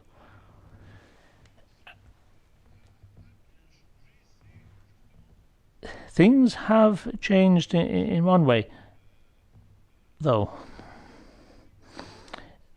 There's an acceptance that climate change is a reality and that adaptation to climate change is necessary. Hence, a joint declaration from COP21 from West Africa, the West African countries, recalling that there is a need to move to climate-smart agriculture, to have a form of agriculture that is compatible with the realities of climate change in terms of the resilience of the region, and the call for an agenda that really and genuinely transforms the situation. So I come to my conclusions, though I'm sorry, my conclusions are more questions. Clearly, there's a need for a twofold green revolution. So green revolution is the term I've chosen.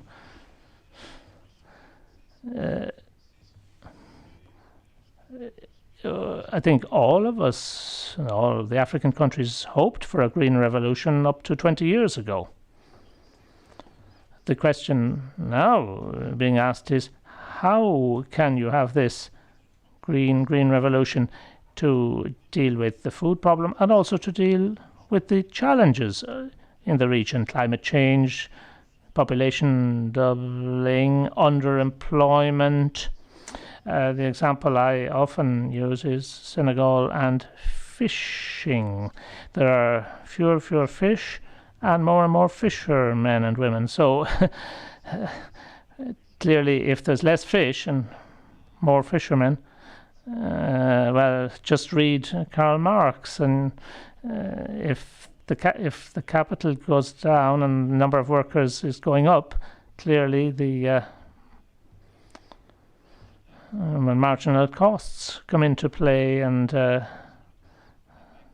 they keep decreasing.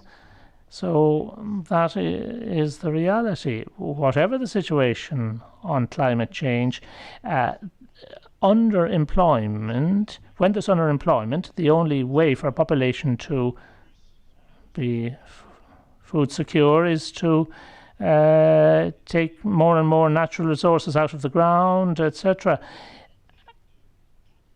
There is no other strategy. I think everyone knows what the technical solutions are. If we're to reconstitute fish stocks in Senegal, well, it's quite simple. You need fish quotas, you need to stop people from fishing so as to allow the natural regeneration.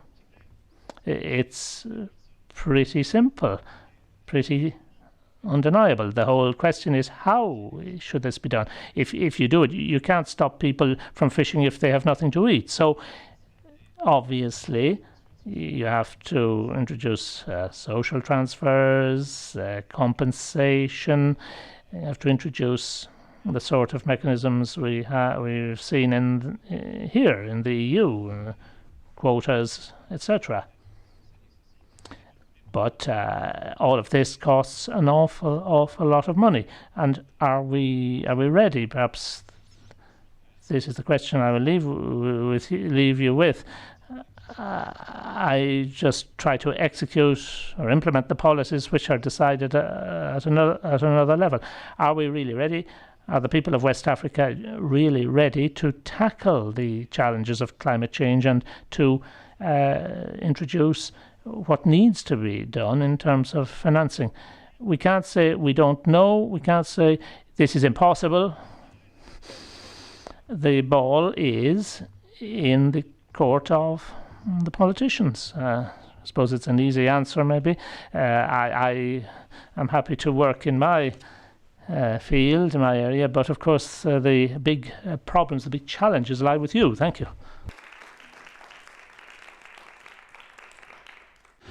Ha lasciato Okay, we'll hear from science now.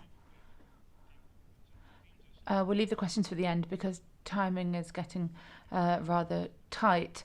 We have a goodbye cocktail at 6:30. So I'll give the floor now to our final speaker, Mr. Kevin Anderson. From what I've read on his blog, he might have a rather different view from what we've heard so far, at least from the institutions, but he can tell us that himself. Go ahead, please. Right. Just to say that some of the underlying text for this presentation is on. There are 3 handouts just down there. If you want to pick them up, you're free to take them. If not, I have to carry them back home to the UK. So I've called this "Going Beyond Dangerous."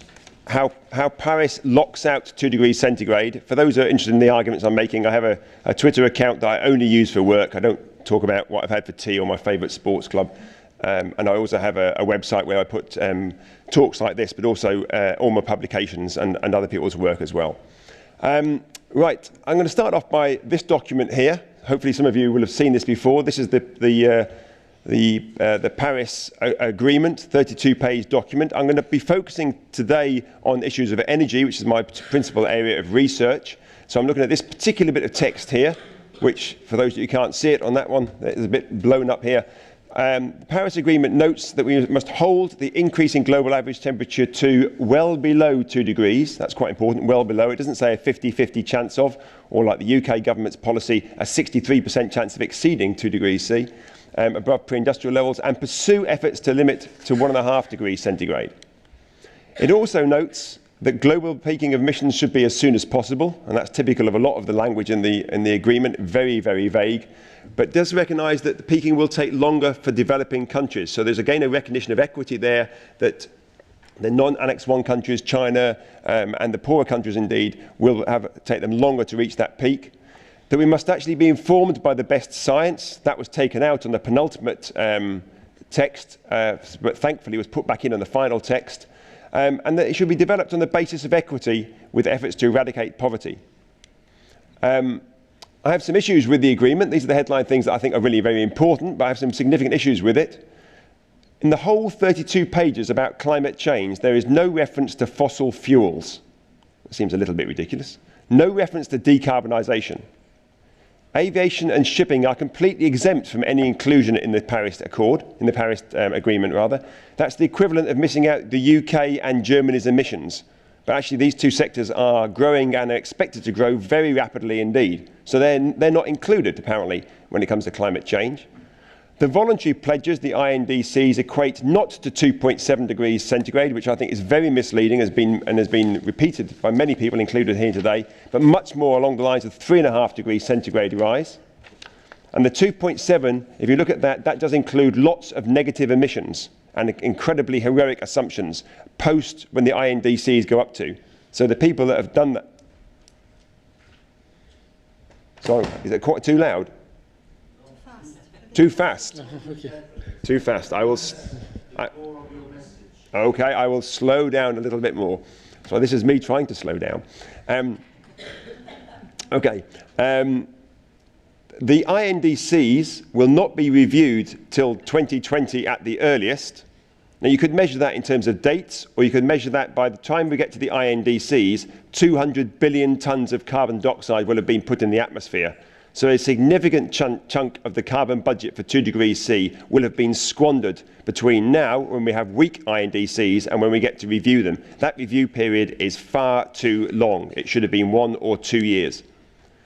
And there is no reference to the fact that the whole of the Paris Agreement is completely reliant on highly speculative negative emission technologies sucking carbon dioxide out of the atmosphere in 2050 and beyond. That isn't referenced once in the whole document, and yet it's fundamentally premised on that belief.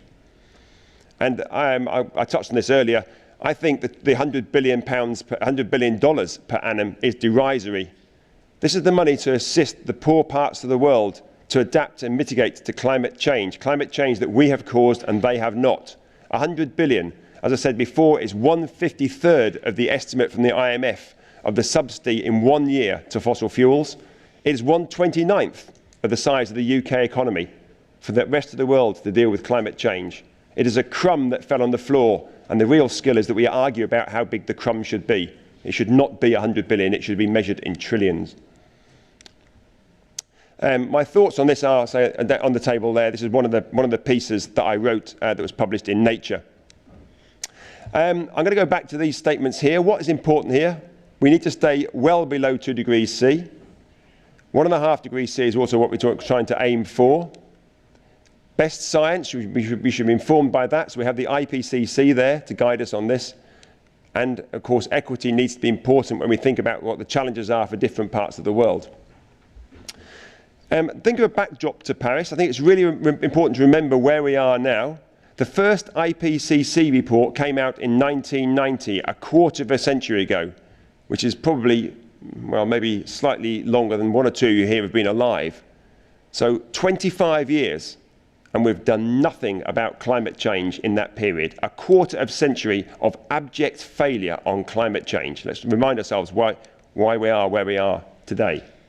The emissions this year will be the emissions last year rather, were 60% higher than they were in 1990. 60% higher. 25 years of concern, and our emissions are 60% higher. The concentration of carbon dioxide in the atmosphere is higher now than it's been for at least 800,000 years, which is 3 times longer than humans have been on the planet. So this is our 25 years of success on climate change. So good job we didn't fail. So what has changed during this time? And what's changed most importantly with the latest IPCC reports, and indeed, well, it wasn't included in the end in the Paris Agreement. When we think about temperature, there's been emphasis, oh, what's happening there? There's been emphasis now on carbon budgets. This is what really matters. What happens by 2050 is irrelevant. Long-term targets have been misleading climate change for years. What matters from the science quite clearly are carbon budgets, the amount of carbon dioxide that we put in the atmosphere year after year after year. That's what matters, not what happens in 2050. The 2050 target, whatever the number would be, never had any science behind it. Let's think about this graphically. This is not right. These are the emissions that we've seen so far. This is carbon dioxide emissions from energy and cement up the side and years along the bottom. These are the carbon dioxide emissions that we've seen so far. And if this works up here. And despite the economic downturn, we actually have seen emissions continue to grow at about 2 to 3% per annum. The growth rate since the start of the millennium has been about 2 or 3 times higher than it was during the 1990s. Now, the last year, and probably again this year, we have seen virtually no growth in carbon dioxide emissions, and there are some good reasons for that, which we can discuss later if you want to. But it is not anticipated that they will continue. They are thought to be for short-term reasons, and that it's probable that growth will continue again up towards the 1 to 2% per annum rate.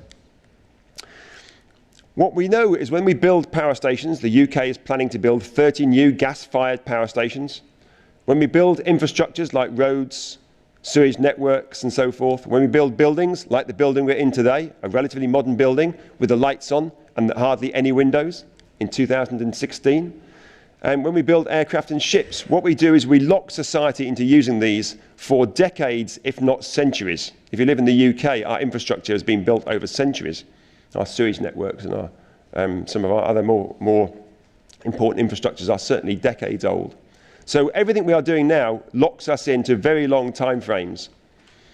And if we carry on along the lines of the INDCs, and of course we may not even abide by those, but let's imagine we do, then emissions are going to grow something like this here. Now, this is about 3.5% if you play this out towards the end of the century, make some other assumptions, if you have no negative emission technologies, which I will come back to. So we are aiming with the INDCs at about 3.5%. But we say we want to stick to 2. 2 degrees C is more like this. This is a low chance of 2 degrees C. This is not well below 2 degrees C, and it's nothing like 1.5 degrees C. What we know about 2 degrees C is that in the short term, when we need to reduce our emissions, that it's simply we cannot do it with low carbon supply.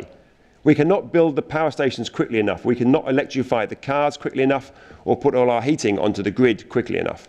So in the short term, we have to have deep cuts in energy demand. This is incredibly unpopular politically, but it has some science behind it. You cannot build the power stations fast enough.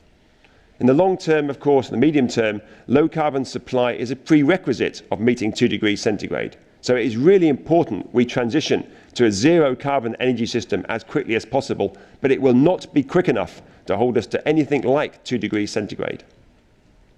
And we also have to remember this is a global picture, and we have signed up on the basis of equity for the poorer parts of the world to have longer to peak their emissions.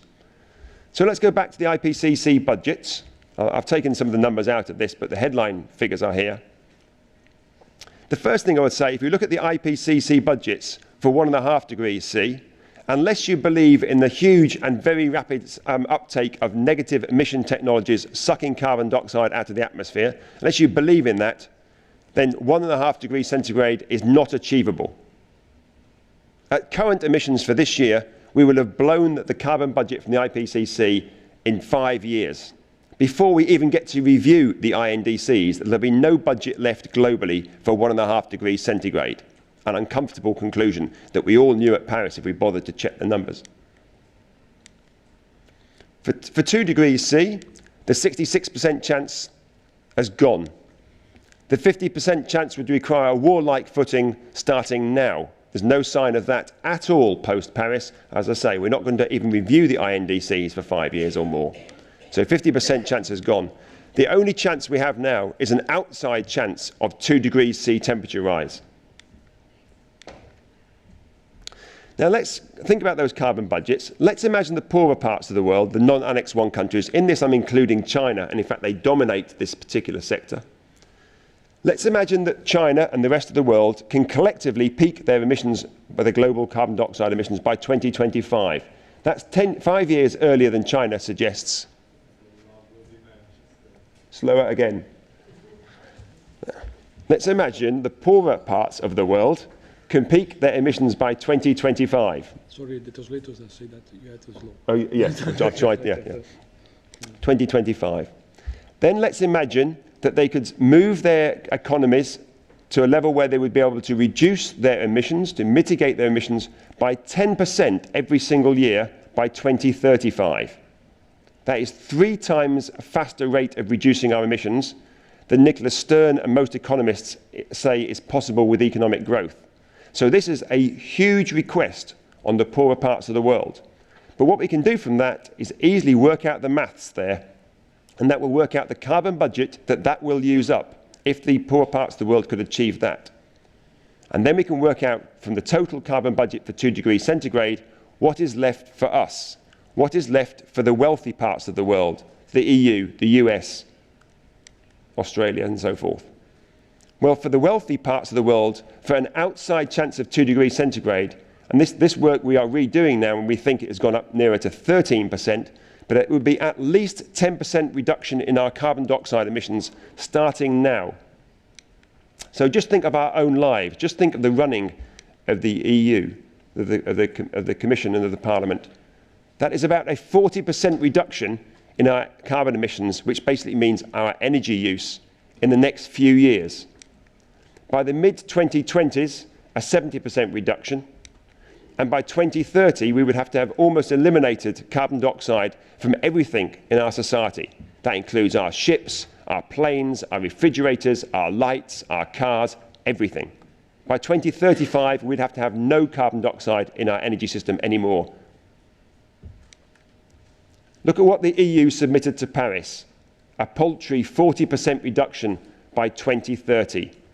Less than half of what would be needed for an outside chance of 2 degrees centigrade, assuming the poorer parts of the world are able to rapidly reduce their emissions. This is just simply the IPCC science and some basic arithmetic. Now, how can this be reconciled with the optimistic accounts that we hear? And I've cut these down to just this one here. This is from the Working Group 3 of the IPCC, from the co-chair, that mitigation costs for 2 degrees centigrade would be so low that global economic growth would not be strongly affected. And we have to always say that or our funding is pulled. What are the two rabbits in the hat that allow us to hold these two completely contradictory positions together? Well, the first one is negative emission technologies. We are going to imagine that we will suck large quantities of carbon dioxide out of the air post-2050. We'll pass the problem on to the next generation. We will grow trees and plants. They will absorb carbon dioxide through photosynthesis as they grow. We'll burn those trees in power stations once we've transported them all around the world. We'll capture the carbon dioxide as it goes up the chimney. We'll almost liquefy that carbon dioxide and then pump it underground. And then we'll store it there for a few thousand years. And the other rabbit in the hat is that we pretend that global carbon dioxide emissions peaked in the past, which is even more challenging. So let's think about the first one of these. It has never worked at scale. There are huge technical and economic unknowns. There are major efficiency penalties. There's limited access to biomass. We also would like to have it for food and for the chemical industry, want to use it for a feedstock. The aviation industry expects to fly its planes on it. The ships think they're going to transport their goods using biomass. And we also have to keep our fingers crossed that the feedbacks, the natural feedbacks, like the melting of the permafrost and the release of methane, will not occur during the 20 to 50 years that we get this system up and running. All of that has to hold together. And the other one, we have to peak emissions in the past, then we have to invent a time machine. Now that sounds ridiculous, but actually that is what's underpinned a lot of the analysis that has gone into the into the Paris Agreement. The IPCC scenario database, there are 400 scenarios for 50% chance or better of 2 degrees C. Remember, we're signed up to well below 2 degrees C and pursuing 1.5. So this is just for a 50-50 chance of avoiding dangerous climate change. 86% of those scenarios include negative emissions. 14% peak emissions in 2010 and do not include negative emissions. And the majority of the scenarios both include negative emissions and assume that we peak carbon dioxide emissions in the past. A little challenging, that's the premise of the Paris Agreement. So let's go back to 2 degrees centigrade. Is it still a viable goal? My hypothesis is yes, just, only just. And there are three things I'm going to touch on here. The first of these is on issues of equity. The second is on issues of technology. As an engineer, I'm quite pleased that it is still there. And the third is the thing that, of course, we're never allowed to talk about, growth. So let's think of the equity one. Let's first remind ourselves that 50% of global carbon dioxide emissions come from 10% of the population. There's some really good work being done by Chancel and Piketty on this, and also the Oxfam report that came out during COP. The top 1% of US emitters, that's about 3.5 million people, have carbon footprints that are 2,500 times higher than the bottom 1%. That's about 70 million people. Remember, the top 1%, most of us here would be included in that within the EU. And if we wouldn't be included in that, would we be aspiring to be? So people like us are the ones with the very high carbon footprints.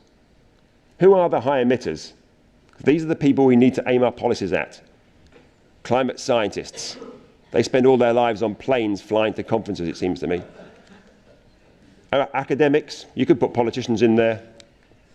Anyone who takes an annual long-haul flight every year or two, then you'll be in that group that are the main cause of climate change. However many bottles you recycle at home or plastic bags you reuse at the supermarket, when you get on the plane, that undoes all of that. 2 degrees C is principally a short-term challenge. It's about between now and 2025. After that, it is too late for 2 degrees centigrade. It is a consumption problem. It is not a population problem. The poor will not be wealthy enough in the time frame we have to deal with 2 degrees centigrade for their emissions to make much difference. It is the people who already consume consuming at the current levels or consuming more, that are the people that are going to make us fail on climate change. And when we get up in the morning and shave or put our makeup on, we know who they are because they're looking at us from the mirror. There's a real brutal logic to this carbon budget approach. Just think of aviation as an example. Every ton of carbon dioxide that we emit from our flying, and those of us that fly, of course, are already high emitters elsewhere. We own large houses, we have nice taxes, we consume a lot of goods. People who fly are people who are generally relatively wealthy. And that is a ton of carbon dioxide that a poorer community cannot emit from their burning of fossil fuels, because you've got a set carbon budget. And we also know that in the short term, for poorer people, access to fossil fuels and the energy from those fossil fuels improves their welfare. It doesn't improve our welfare anymore when we burn more fossil fuels, but it does for them. The maths again, the data on that is very clear. So it's a very difficult choice for us when we get on a plane, when we fly to a conference, when we visit family or go on holiday. We are saying to the poorer parts of the world, they cannot have access to energy to improve for their basic needs, to improve their quality of life. It is that simple. Every time we consume above some reasonable level for 2 degrees C as an average person, then we are taking it off the poor. Not a very nice thing to think about, and very challenging, I think, every time that we carry on with our carbon-rich lives. Fortunately, technology can help a little. I'm going to just touch on 2 technologies here, cars and refrigerators. Just thinking about cars, they're responsible for 12 to 15% of carbon dioxide emissions across the EU and the US. They are often said to be intractable. They are difficult to reduce. However, there are now 300 models of petrol and diesel cars, not electric, not hybrid, that are under 100 grams of carbon dioxide per kilometre that are available at no price premium. These do not cost more money. Remember, the average across the UK is 168 grams of a car being driven. The average in the US is 212 grams. I would have a guess that the average over here is probably slightly higher than the UK average, so 170, something like that. And it's also worth bearing in mind that 2/3 of all of the vehicle kilometres travelled are travelled by cars for the EU that are 8 years old or younger. In other words, there is a rapid turnover of the car fleet, naturally. So if you had a maximum carbon dioxide standard of, say, 100 grams of carbon dioxide per kilometre, these cars are already available in every category except for sports SUV, and no one needs them except for men with small egos.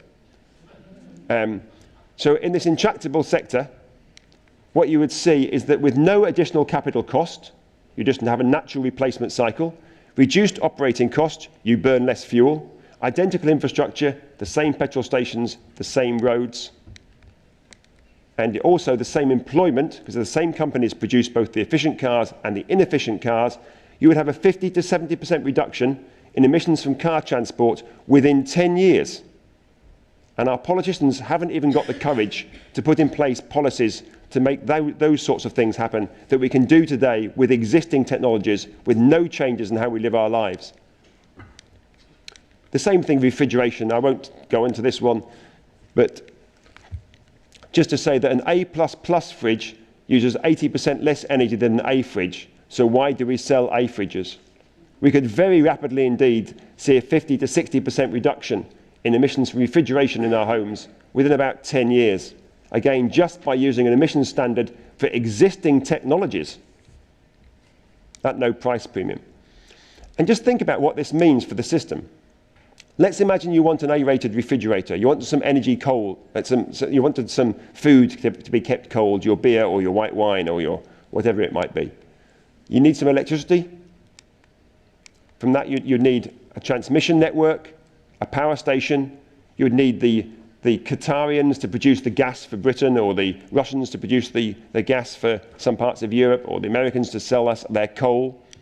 If you put some units on this, if you want 10 units of useful coldness in our fridge, with an A-rated fridge, you have to put 50 units of energy into that fridge to get that out. You lose 6 to 8% of the energy in the power lines, mostly the low voltage ones that go under the ground in our cities. The power stations are constrained by the second law of thermodynamics, so they're going to be between 35 and 55% efficient. And then you've got to get the coal out of the ground, put it on a ship, bring it over here and burn it day in, day out for the 30 years or so life of that power station. So you can see here that the reductions at one end dwarf those at the other, and yet all of our focus is on power stations. And there are lots more things we could do on the demand side, but that requires politicians to make changes now to how most of us, well, to what most of us would buy. The final thing, of course, which you're never allowed to talk about, well, not and get funded anyway, is growth. But what really matters? What really matters in life? Does economic growth matter? Surely it's about health and life expectancy, literacy rates and security, fairness and fun, having secure jobs, time with our friends and our family. These are the things that matter to us in life. And yet what the economists have repeatedly done, a particular branch, a very narrow branch of the economists have repeatedly done, is to convert the things that really matter to us in our lives, our children, our families, the sorts of things that are important to us are not the things that we would ever value. You would never put a pound sign on I hope you would not put a pound or a euro sign on your children or your love for your family or your friends. But the economists do that. They put a price on everything. They turn the heterogeneous rich world into a homogeneous world that's full of pounds or yen or whatever it might be. And then you can substitute car parks for your children. You can substitute a plane for a sunset. Everything becomes interchangeable and substitutable. But this has no meaningful value at all. We should value things in the units that they need to be valued in, if they have units at all. But also in terms of growth, the economist economy has stalled. Why are we seeing some of the chaos economically that we're seeing in the wealthier parts of the world and increasingly in other parts of the world now? It is not because of climate change. It is not because carbon taxes brought the economies to their knees. It's because the failings of an economic school of thought couldn't even deal with its own backyard. So we are faced now with a system where neoclassical free market economics is in disarray. It cannot understand its own terrain. At the same time, the incremental approaches that we have tried on climate change, the EU ETS being a good example, have fundamentally failed. They have not succeeded. So we have an unprecedented opportunity to think very differently about the world in which we live. Now, this is really positive news for academics, but also for many of us. We need to start to think differently about how we're going to resolve the issues of climate change. I think we have at least to have a two-phase plan for 2 degrees C. First, we need deep reductions in energy demand from the high emitters, from our people like us. And we could do that with policies very rapidly in the wealthy parts of the world. And the second, we need a Marshall-style plan for building zero-carbon energy supply. And also in that, I would suggest very high levels of electrification. Remember, only 20% of the energy we consume is electric energy, slightly different in France, but for most parts of the world, most industrial parts of the world, 80% of the energy we consume is not electricity. So we have to electrify many of the other sectors. And this has to be done by 2050 at a global level and earlier for the EU, US, and the wealthy parts of the world. So that all looks a little bit challenging. So I'm going to leave you with a more upbeat slide that I always use. Oh no, sorry, this is the slide after this one. So I forgot about this slide here. One of the issues I think that we have to bear in mind is that we are still applying a reductionist mindset. And as an engineer, we are trained to think like this. This is what we used in the 20th century and the 19th century. It's what allowed us to be phenomenally successful, to break the world into bits, and then to think you just add those things back together to get the whole. I mean, I'm an engineer, but what's the difference between engineering and physics, or physics and art, or art and English, or English and dance? These are all different ways of interpreting the world, but they are not separate. The world is actually a combination of all of these. And the problem we have now is we face each challenge independently. And we need to think of these things systemically. The challenges we face now as a global community are system-based challenges, and universities have been hopeless in understanding that. Most of us are very poor at thinking of what that means for how to address problems like climate change. So if we're going to address climate change, we need leadership. That doesn't just mean from the top, that can mean from us in our own lives. We need leadership, we need courage, we need innovative thinking, we need engaged teams, difficult choices. We're going to get lots of things wrong because we don't know what to do. And in the short term, it is going to hurt. This is not what Nicholas Stern says about green growth and win-win. We have to recognise that if we are serious about climate change, in the short term, those of us that are high emitters will have to make some significant and profound changes to how we live our lives. Now here's the final upbeat slide. This is from Robert Unger. I always use this quote because I think it captures the problems and the beauty about all the things that we face. At every level, the greatest obstacle to transforming the world is that we lack the clarity and the imagination to conceive that it could be different. And in terms of climate change, the future will be radically different from the present. It will be different either because we've managed to deal with the problems of climate change and reduce our carbon dioxide emissions, so that's one where we have some control, or it'll be radically different because we have not controlled our emissions and we will be facing increasingly the impacts of chaotic climate change as we head towards 3, 4 or 5 degrees C warming by the end of the century. So on that upbeat note, I say thank you very much for listening.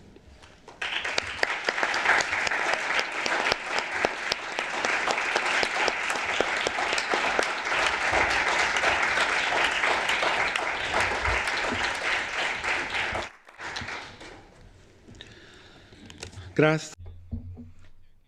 Thank you. And the chair thanks the interpreters who had a bit of a difficult time. Well, you've survived this whole onslaught of information, not just the last one, but all of the speakers. There was a lot of information and it was difficult for all of them to condense their information.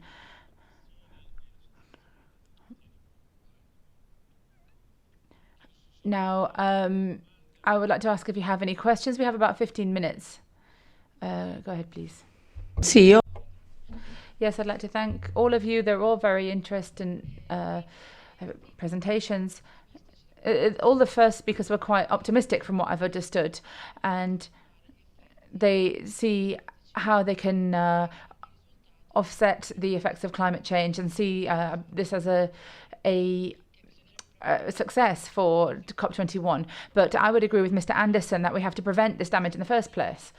I wonder whether we can, or how we can reach really positive results when we have governments like the Italian government, which seems to be quite hypocritical. They go around the world saying that we need to have rules on climate change, and then they pass laws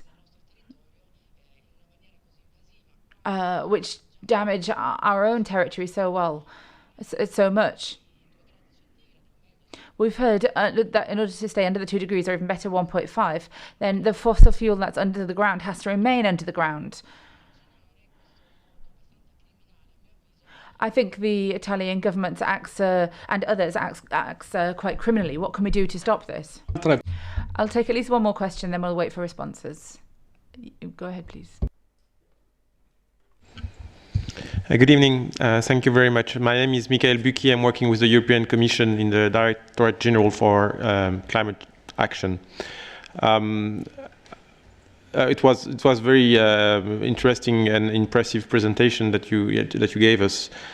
I'm dealing with RED+, that is reducing the emissions from deforestation and degradation of tropical forests. And I don't have exactly the same reading as you have of the agreement. It doesn't, of course, it relies on the findings of the IPCC, but it doesn't say that we should. The agreement itself doesn't say that we should rely on negative emissions. There are assumptions made there, but it says that there should be a balance between sinks and sources in the second half of this century, which may not be ideal, but is not exactly the same as saying that we rely on negative emission technology. It may also mean that to a large extent the emissions, the residual emissions that we will have by the middle of the century would be capped to a certain extent by what can be sucked up by natural ecosystems, just the growth of forests. And that poses a lot of interesting questions that I think you have probably reflected upon, such as how much land is available for BECCS, but how much land is available for food production, which was the topic of today. Also, how much land is required for forest or for crops or grasslands. So I wonder whether you could elaborate a little more on those scenarios which do not necessarily involve negative emissions or peaking in the past, but that build more on just the growth of natural ecosystems and balance between forest and agriculture.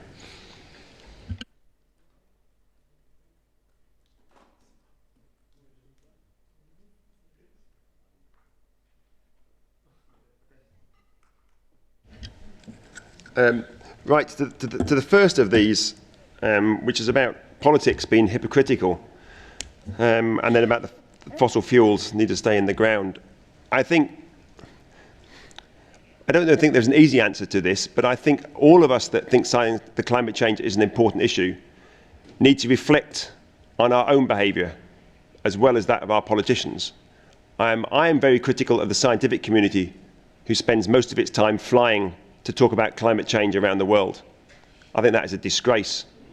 I think if we work on climate change, we think it is serious. Why do we think that we should be given more emissions than someone else? So I think we have to reflect in how we live our own lives. We also have to be vociferous about that. We have to talk about that, engage with our other colleagues about that.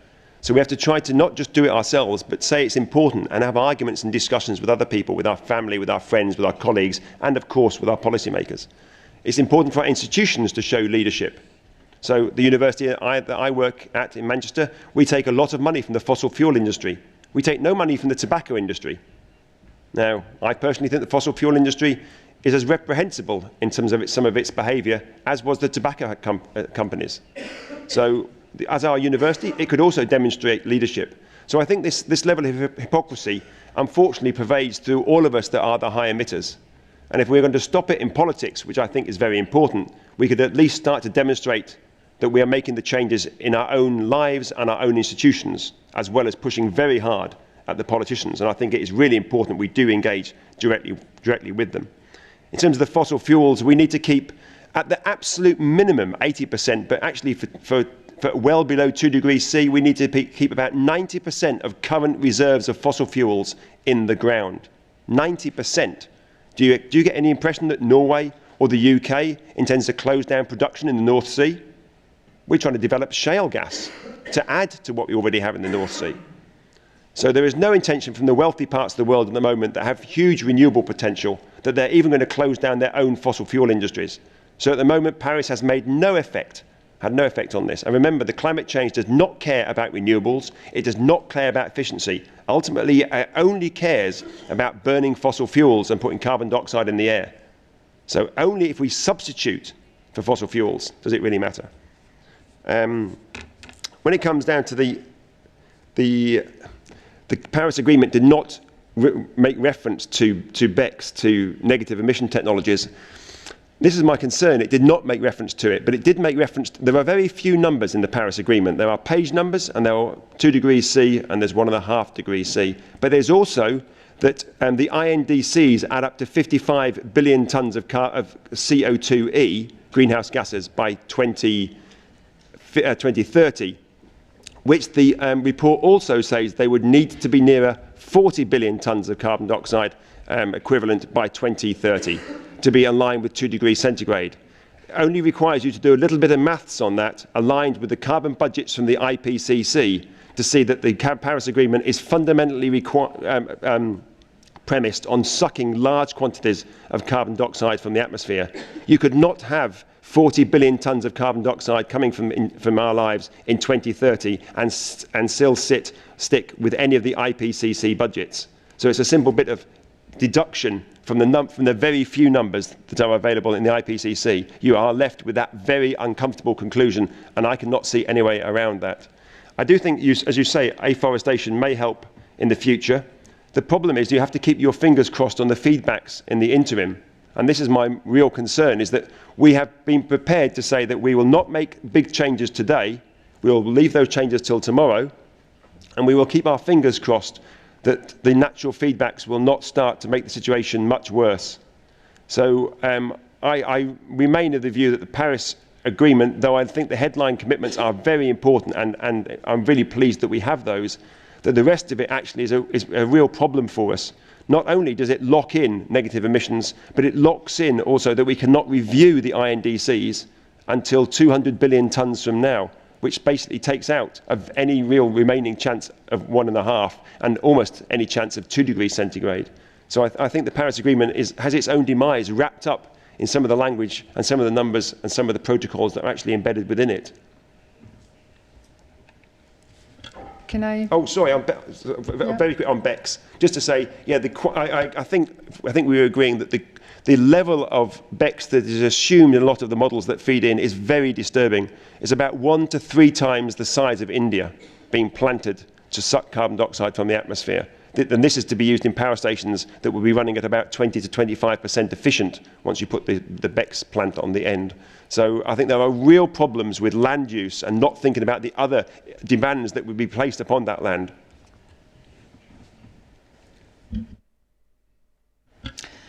Yes, I will try to address, in fact, one question. The second one was very pointed in terms of consideration in mitigation. How do we get ahead of all this big challenge, huge challenge? I think Professor Anderson has been extremely skilled in pointing out some of the weak points. And then we are faced with reality. We are faced with an agreement that the community that is working internationally are going to be viewing as a success, at least in our field of work, which is adaptation and the prevention of disasters.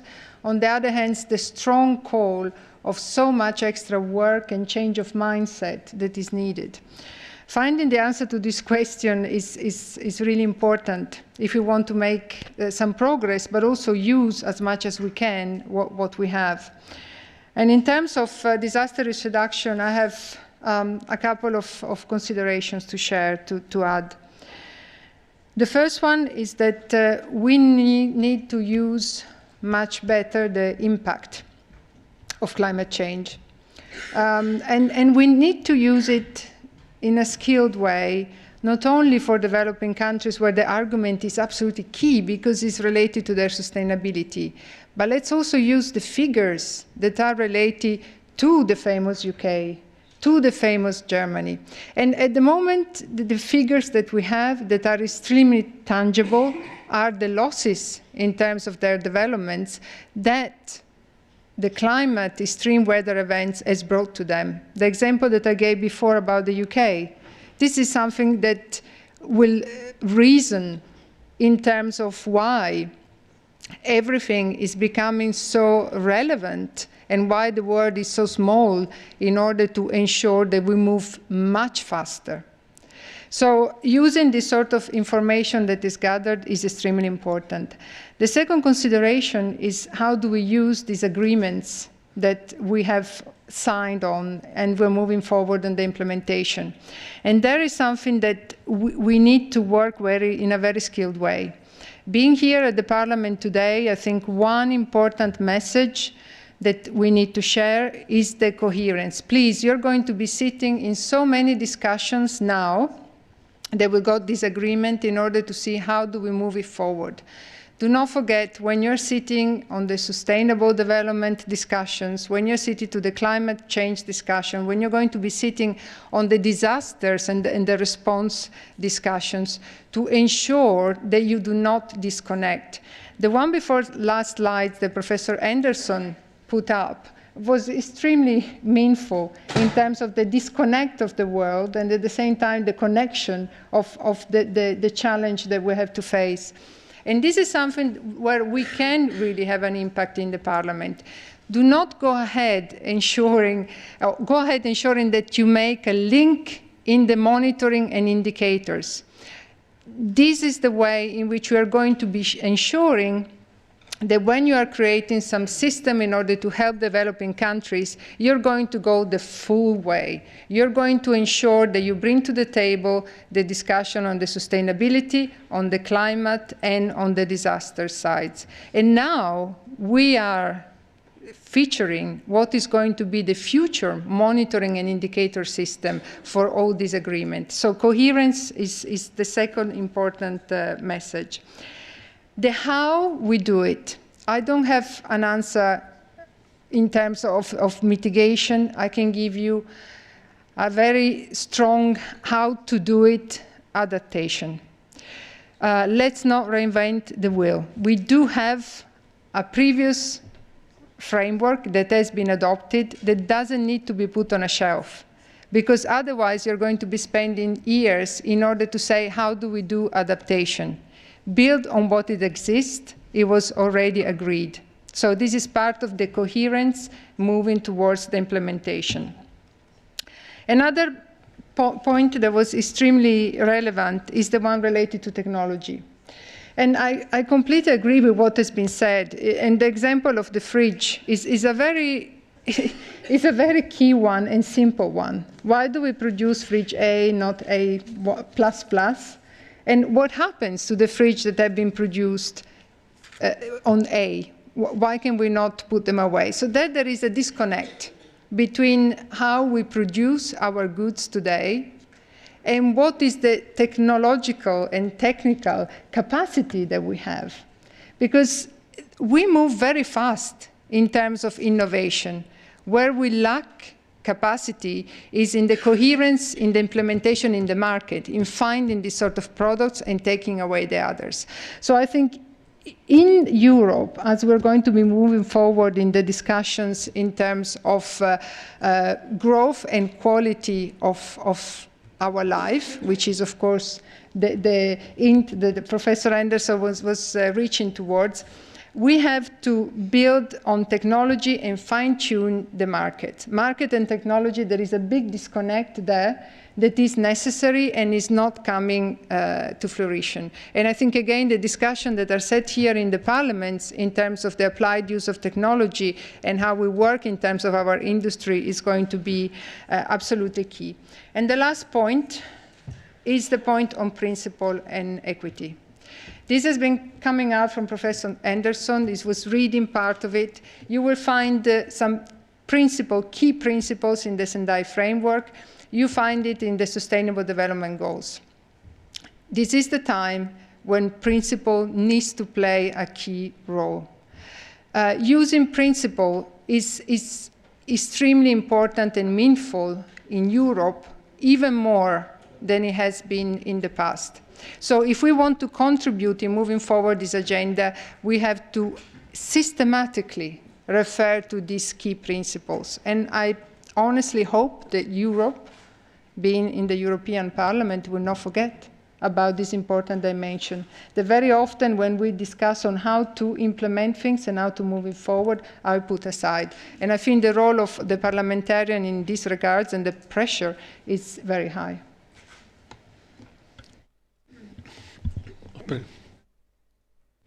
I'll be very brief, also touching on the question. I think when in my intervention I said that, and I agree with most that was presented by Professor Anderson. I think that for us as WFP, and what I said is that we were pleased to see very much that more than ever the linkage that exists between climate change and hunger and food insecurity was included in the agreement, together with a stronger emphasis on supporting climate change adaptation.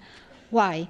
Because it is important that this is recognized, that, and at the same time, several years ago when the negotiations started, the focus was mostly on mitigation. And then what happened? We had to acknowledge that no matter what, there would be impacts. And that meant that we have to adapt. Even if we stop today, even if we stay within the 2 degrees or below, we have to adapt. We already seen impacts today in several parts of the world, including Europe. My dad is a farmer. He's seeing changes. So for us, it might be just a text, but it is very important because that influences also policies, planning, and funding. The second part that was important was that it was recognized there was a stronger focus on resilience, on prevention, on disaster risk reduction. And that is important because it's a shift from just looking at dealing with the impacts to saying we need to prevent them. We need to put more resources to prevent them. It's very easy for governments to respond. For a politician, it's more obvious if you respond to a crisis. Oh, I bought 10,000 tents, I did this. To prevent is more difficult, is invisible. If you do a good job, there is not going to be a crisis. So although it's just a text, the shift is actually very important. And I agree that the money is not enough, but at least there is money on the table to help those who are most vulnerable. So there are things which we can see as a progress. We need to do more. And we also realize that this is an agreement. I think a previous speaker said it can only be successful if it's implemented. And that's why it's important to act and scale up what we know works in the field, to strengthen resilience, not wait to see, but to start now supporting those who are vulnerable, in developing countries or not, because it's true that climate shocks are not going to be selective. There are parts of the world that are most vulnerable and where people have less resources to cope, so they are more impacted. But we need to start building resilience there and everywhere. Ok, visto che c'è un'altra domanda, aggiungo solo una. I've seen there's another question. I'll just add one thing. Colleagues were talking about technology and the importance of the role of Parliament and politicians to ensure that what's written into agreements are then implemented correctly.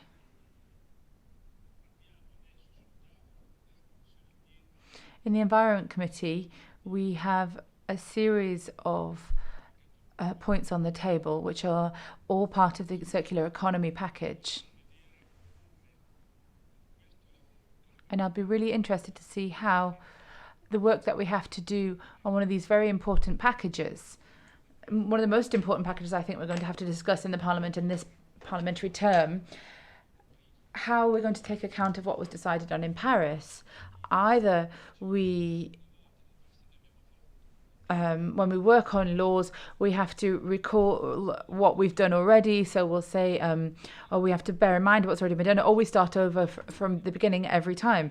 So I'll be very interested to see how the Paris Agreement can influence the package on the circular economy that we're putting together in the Environment Committee. And I very much feel that responsibility that was being referred to.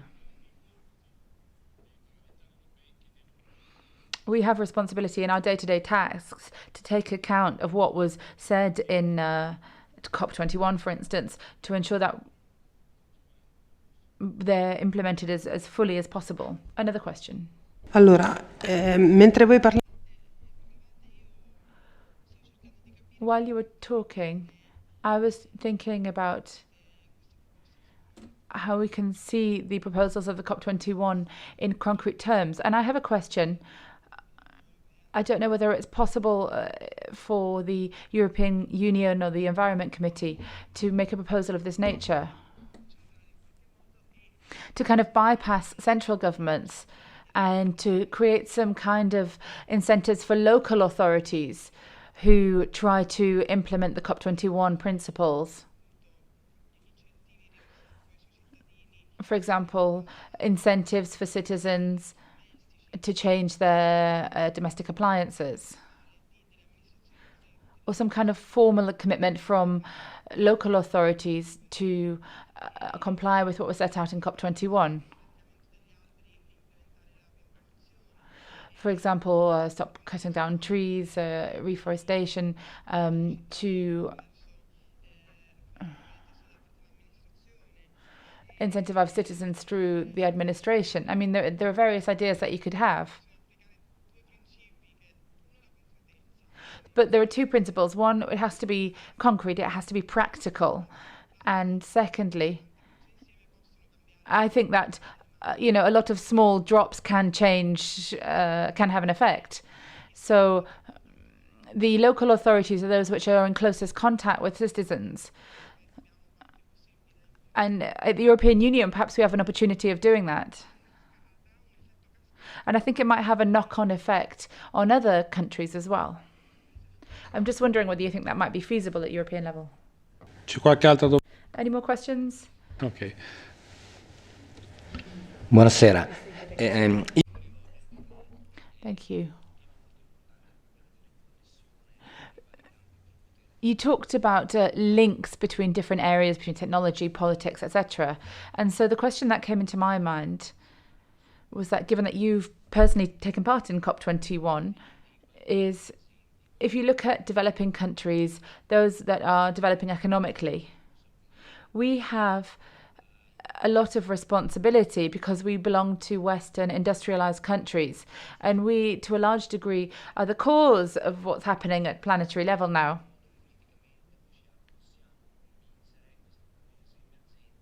How politically can we convince these developing countries to cut their emissions and try to encourage them to consume less? Direi di prendere l'ultima domanda. I think we'll only have one more question. We'll allow answers to the 3 questions and then we'll conclude. Thank you. It's a question. Food has come up a lot, so I speak in a double capacity. I mean, we're talking about technology, but it's really more about the substitution of technology being costly, and replacement of technology.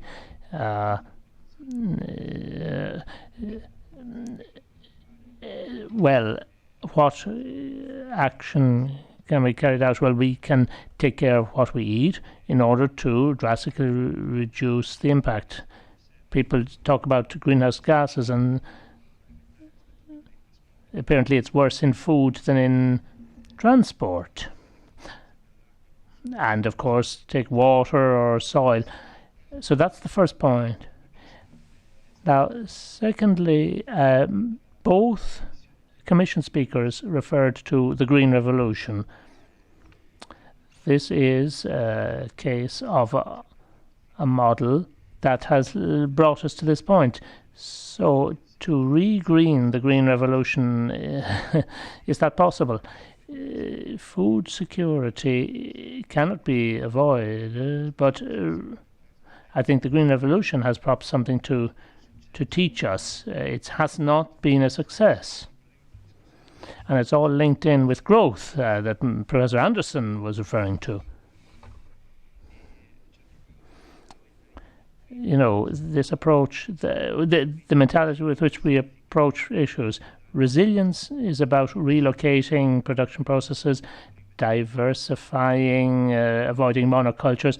Now, I think we know from the Green Revolution that we need to do an awful lot better. And the free market is what we have today, but that delocalizes afforestation. And instead of afforesting in Europe, we should afforest in other countries. Or we do that, rather. The same in relation to China and India. They don't consume the goods that are that are produced. They are exported. So there's a huge system behind all of these problems that we need to tackle.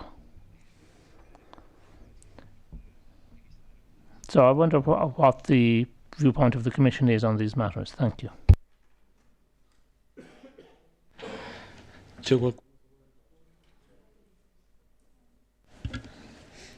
I will give some considerations that addresses the different questions that have been asked. The first one that is related to the local action. What can we do as citizens? What can we do as municipality? What we can do in a city that can be an exponential result in terms of providing best practices? Well, this is something where UNHCR, my agency, has been seeing a tremendous added value. We are working on awareness through a campaign, and one of the most successful campaigns is resilience. The concept of the campaign is to engage with city and with municipality in order to see how we can work with them to reducing the risk of disasters. The impact that comes is actually extremely rewarding.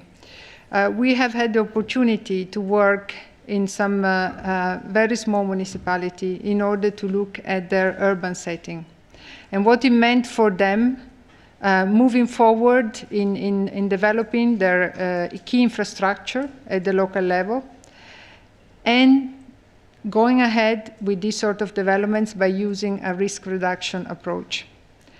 We have seen the impact and the difference when we had the heavy rain and the disaster that didn't come. And if there is a lesson that we have learned is that awareness can be contagious when we talk about the local level and the city resilience. We started off with 12 cities. Now we've got 3,000 cities that are engaged in this campaign. And while before we were the one that were leading the discussions on how to build on examples, now there are the citizens calling upon these sort of events to be organized. So I strongly believe that there are a lot of opportunity for the local level to scale up.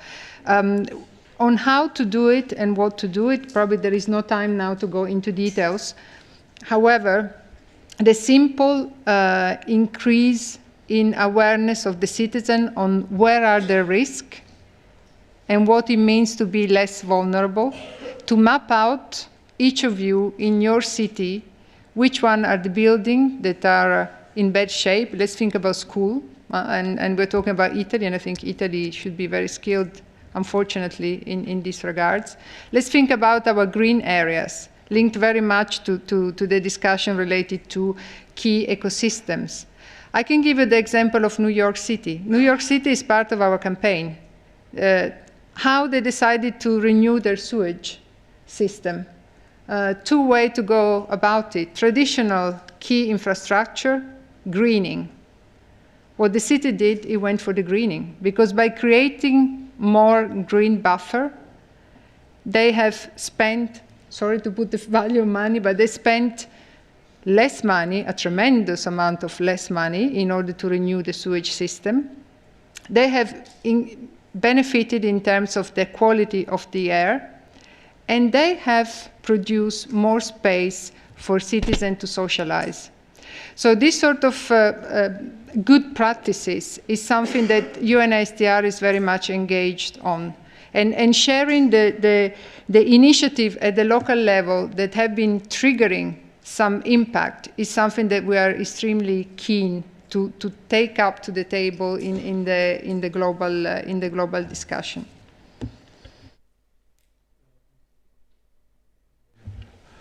Merci pour la. Thank you for that question. I don't know if the message really got through, because I did refer to a green revolution. That's what I said. So a green revolution is necessary in terms of increasing production. Clearly, without an increase in production in developing countries, in particular those that haven't finished their demographic transition, we talk a lot about conflicts and the worsening of the situation, huge social problems. But the doubling of the population over the past 25 years went hand in hand with a doubling of cultivated areas. So to further double this area would no longer be possible. There's simply no room in the country, no soil. And then, of course, land grabbing. This is another phenomenon done by other countries. If we take Ethiopia, for example, I don't wish to name and shame. We're in the Parliament after all. It's public hearing. Anyway, you know what I'm talking about. Any sustainable intensification of agricultural production is vital. It has to happen. So I therefore think green revolution is fine. I'm not talking about small little marginal actions. No, big major change, which reminds me of what Jacques Chirac said in 2002 at the Earth Summit in Johannesburg. He said, our house is on fire and we're looking at something else. And I think we're looking elsewhere. And I think we're still in the same boat. I don't wish to be facile, but we here today, I suppose, we're believers, we're convinced. That's why we're here, after all. We care about this question. But the question I would like to ask is this. In my work, I go a lot to the countries that are going through serious crises, such like WFP, in the trying to do the disaster risk reduction. The question I ask is, what is the real political will at European level? Where is it? What is it? I don't think I, from the Commission, should ask you, the Parliament, this question. It's not our role. But in the Commission, we have a power to take initiatives. The proposal made by the Commission about greening this CAP was far more ambitious originally than what was finally adopted. And this, of course, is because the debates take place and things are changed. So the question that I want to ask is, since we're, I don't have any real disagreement amongst people like you or with the WFP. We see things in roughly the same way. But does the man and woman in the street see things in the same way? I don't think so. Or do citizens in developing countries see things in the same way? Again, I don't think so. I think the sort of discussions that go on are different. People don't start asking themselves, oh, should I take the plane or should I not? No, there are other questions. I'm sorry to be so frank, but on West Africa, the only debate really in relation to West Africa is security and stability and migration. They don't discuss anything else. Okay, you might want to say, why is the house burning? Why is it that there are all these problems of insecurity and mass migration? Why are these zones so fragile? Where are the jobs? The jobs are in agriculture. So this green revolution won't be achieved. All I'm saying is I don't have the answers, but what I'm trying to convey is that unless we are able to bring to a high enough political level these questions, and unless we're able to really convince people that the house is on fire and that there is a close link with climate change, I mean, if we just are obsessed with political compromises and if we have no real political courage and don't make the necessary investment, the house will continue to burn merrily. Abbiamo esaurito il tempo dei...